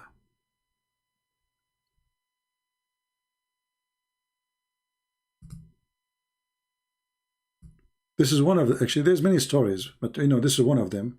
Her name is Qatila bint Qais.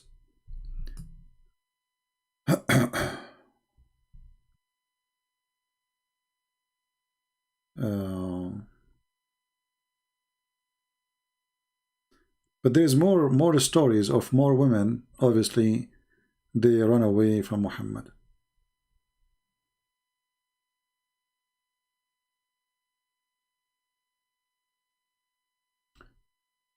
According to the Muslims, this woman Qatila, she even married the son of Abu Jahl. And the other woman, let me try to remember the name. I'm trying to remember.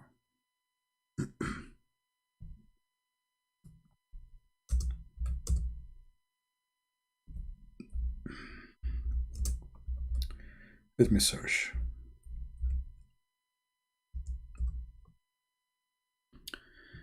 This woman, she went to...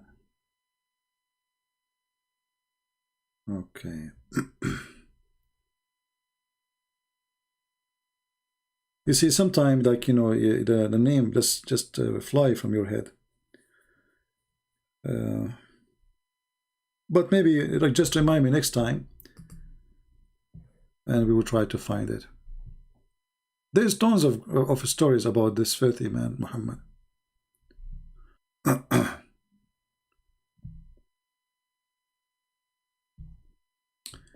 The Dawah team, my friend, those Dawah team, is that the same, the F Dawah? We made a video, we show everybody how they are a bunch of kids.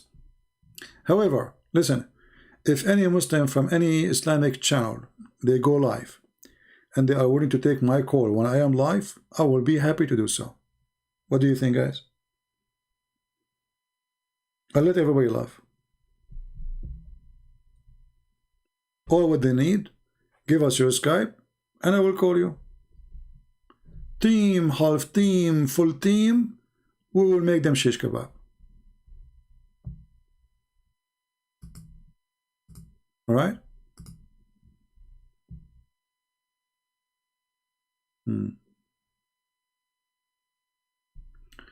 So guys, women, they were kissing Jesus by kissing his feet. Yeah, Abdul, you just prove to us that Jesus being worshipped, because people don't kiss feet of a human unless they are worshipping them, if those are human like them. So she kissed his feet, she's worshipping him, she's not kissing Jesus. You are a stupid son of Mut'ah, like your prophet.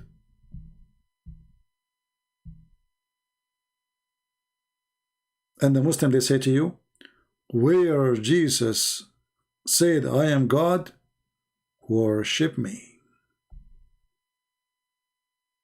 Where he said that?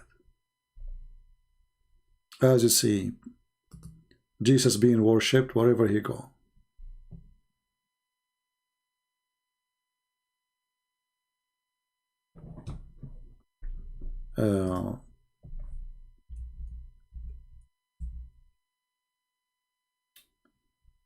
When a person enter your house and you bow down in front of him, and not only you bow down, you kiss his feet, that is not only an act of worship, that is an act of a person who is willing to obey his Lord for no matter what. It is the true submission to God.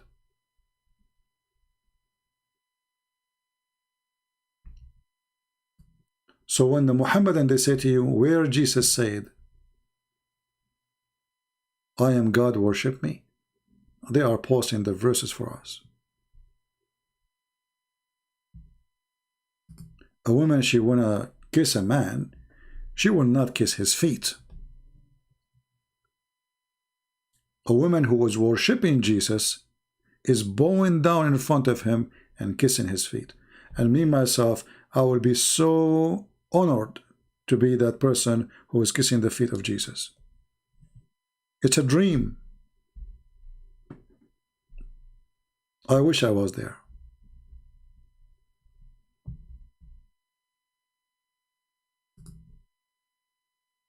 So while we Christians, we were kissing the feet of Jesus, Muhammad, he was asking women to give their vagina to him. Muhammad was making verses. Any believing woman, she want to offer herself to the Prophet. So the filthy you, because you are filthy like your Prophet, even the act of worship, you made it sexual. You're filthy. When the Quran and the interpretation says, if his eyes fall into a woman, her husband must divorce her, so the Prophet can have her immediately. That is your Prophet.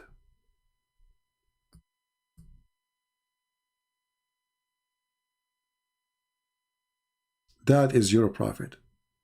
When your Quran says that any believing woman, she offer herself to the Prophet to if her, and the Muslim delight to say to marry her, and it says it's a privilege only to you. What kind of God he give a privilege to a man to if women? And this is a privilege.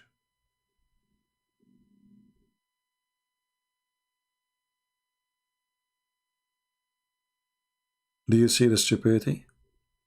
A privilege? Isn't it obvious that this is made by the filthy Muhammad, giving himself a privilege about sex? Why a person serving God, he need a privilege for sex? You tell me. Isn't it enough that all the women he have already? Why he need more? Privilege?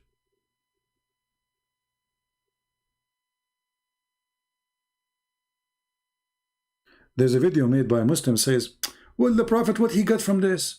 He was suffering. The Prophet was fighting everybody. He was suffering. He was suffering. Look at the suffering. He got the fifth of the booty, the fifth of Allah, the fifth of Muhammad. He got the best of the booty, the biggest screen TV, the best of the women from the booty, which means beautiful women. And the top of that, any woman, she can offer herself to sleep with Muhammad. And it is a privilege to you.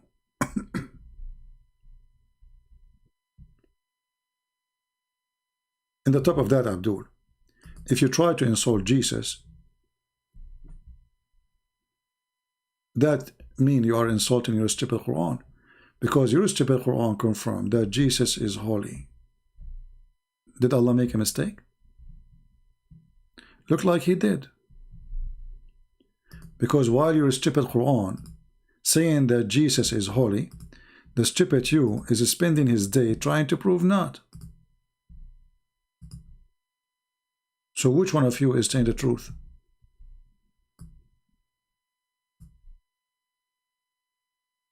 Do you see it?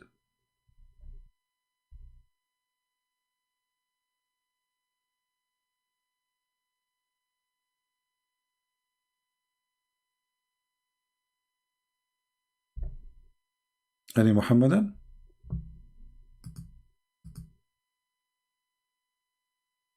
Any Muhammadan can explain to us why Jesus is holy in the Quran, Muhammad is sinner? Here we go. I will put the two verses next to each other.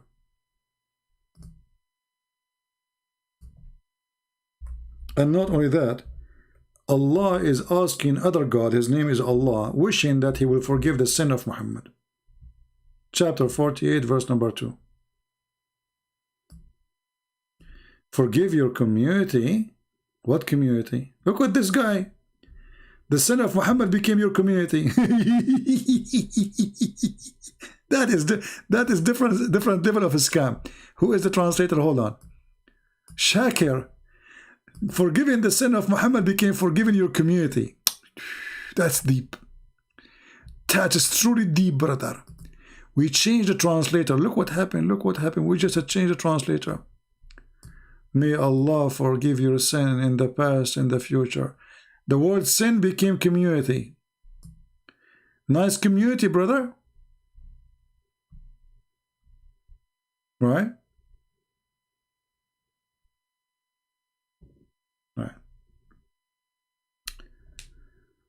Any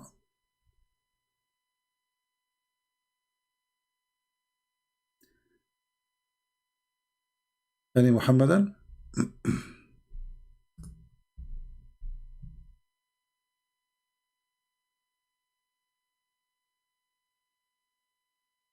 Nobody?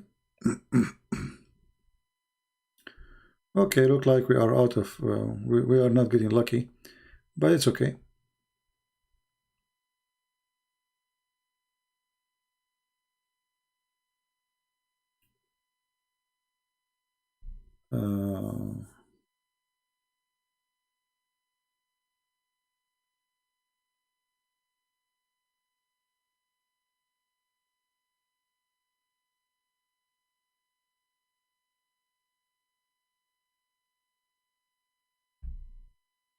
Well, somebody, he says, remember, Jesus did not say to the women to bow down.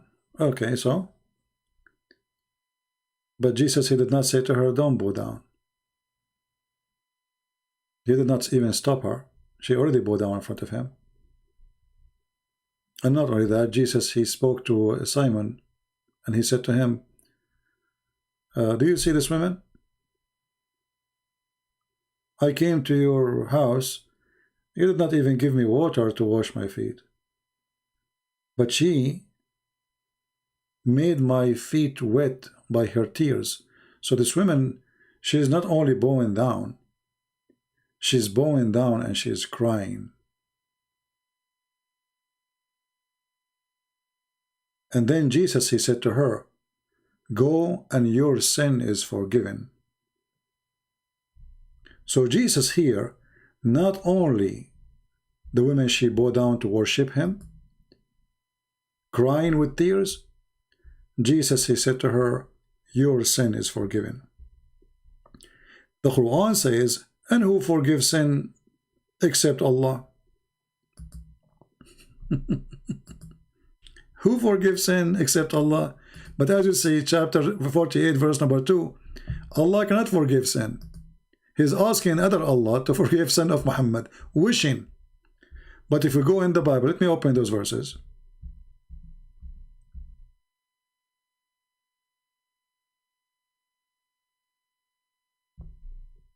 And you can read.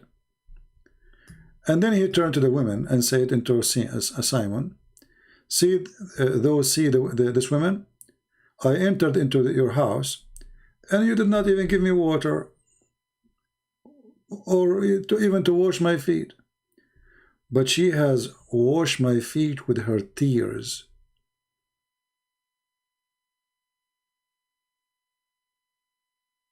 And she wiped them with her hair.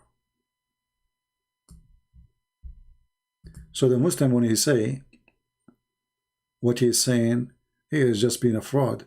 The woman, she is bowing down in front of the Lord, crying and weeping, seeking forgiveness. And how we will know that this is the main purpose? Read carefully. He said to him, you gave me no kiss, but this woman, since I came, she kissed my feet. So she cried over his feet. She bowed down in front of him, obviously, and she is weeping, and her tears is all over his feet. And then he said to this woman, he said to her, your sin is forgiven. This is what she is begging for. The Jews, when they saw this woman, she is doing that, they said, if this person is a prophet, because this is what they wanted to see Jesus, he should know that this woman is a sinner. And then the Jews right away, they said, who is this person who is forgiving also sin?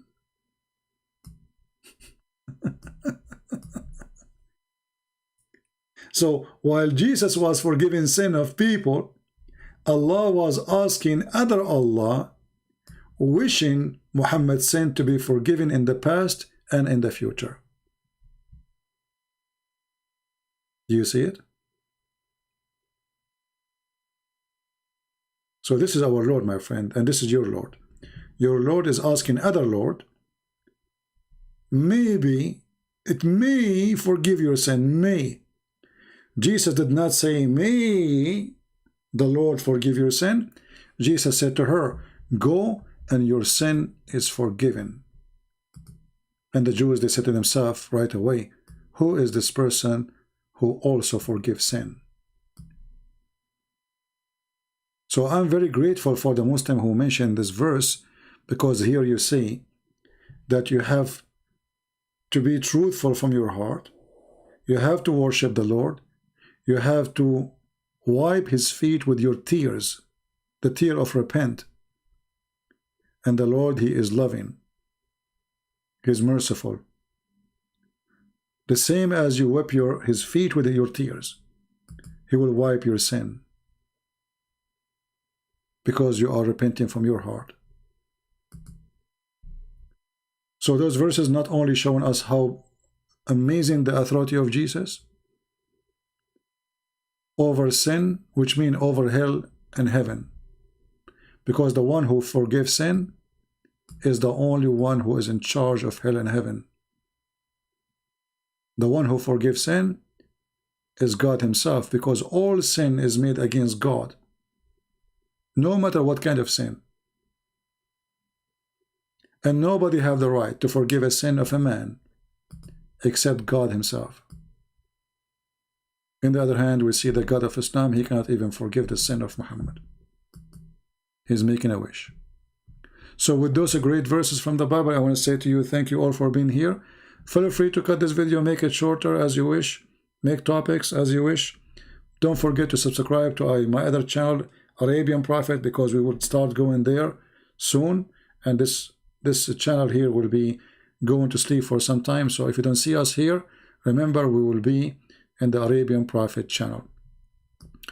I want to say thank you, and I pray to the Lord that all the Muslims who they are angry because the truth is making them angry, I say to you, this is a good sign.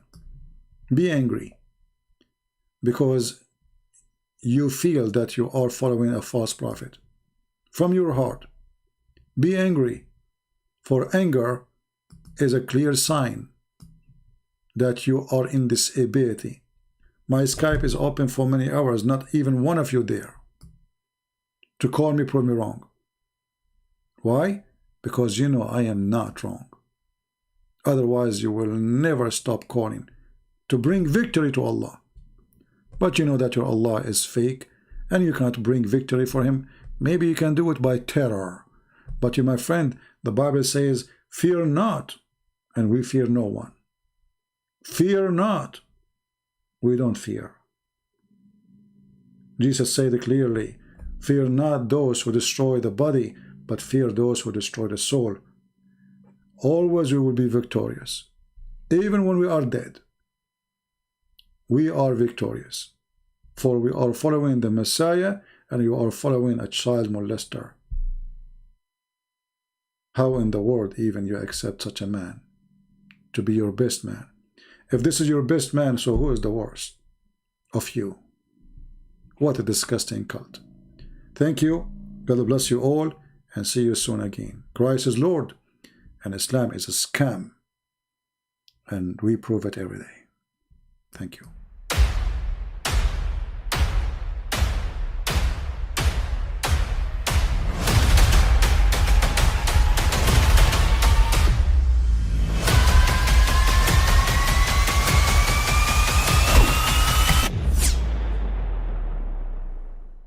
But I mean, again, he doesn't know who Gabriel is, right?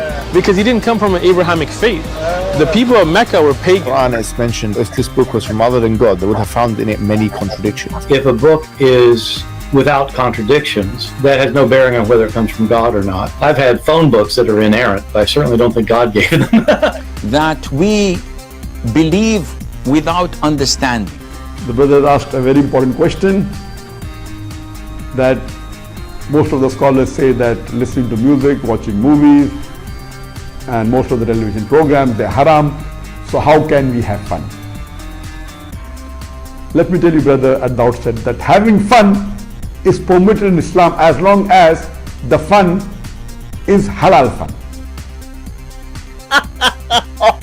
That the standard narrative has holes in it. The Prophet tells us because Satan or the devil sleeps over our nostrils. Those who oversleep and not pray Fajr on time, Satan urinates in their ears. I really do think Jesus was crucified and that he really was dead and buried. He thought that he was a son of God in the sense that he was specially chosen by God. I think Jesus really did think he was going to be the Messiah, the future king of Israel. I mean, that is, after all, why they crucified him,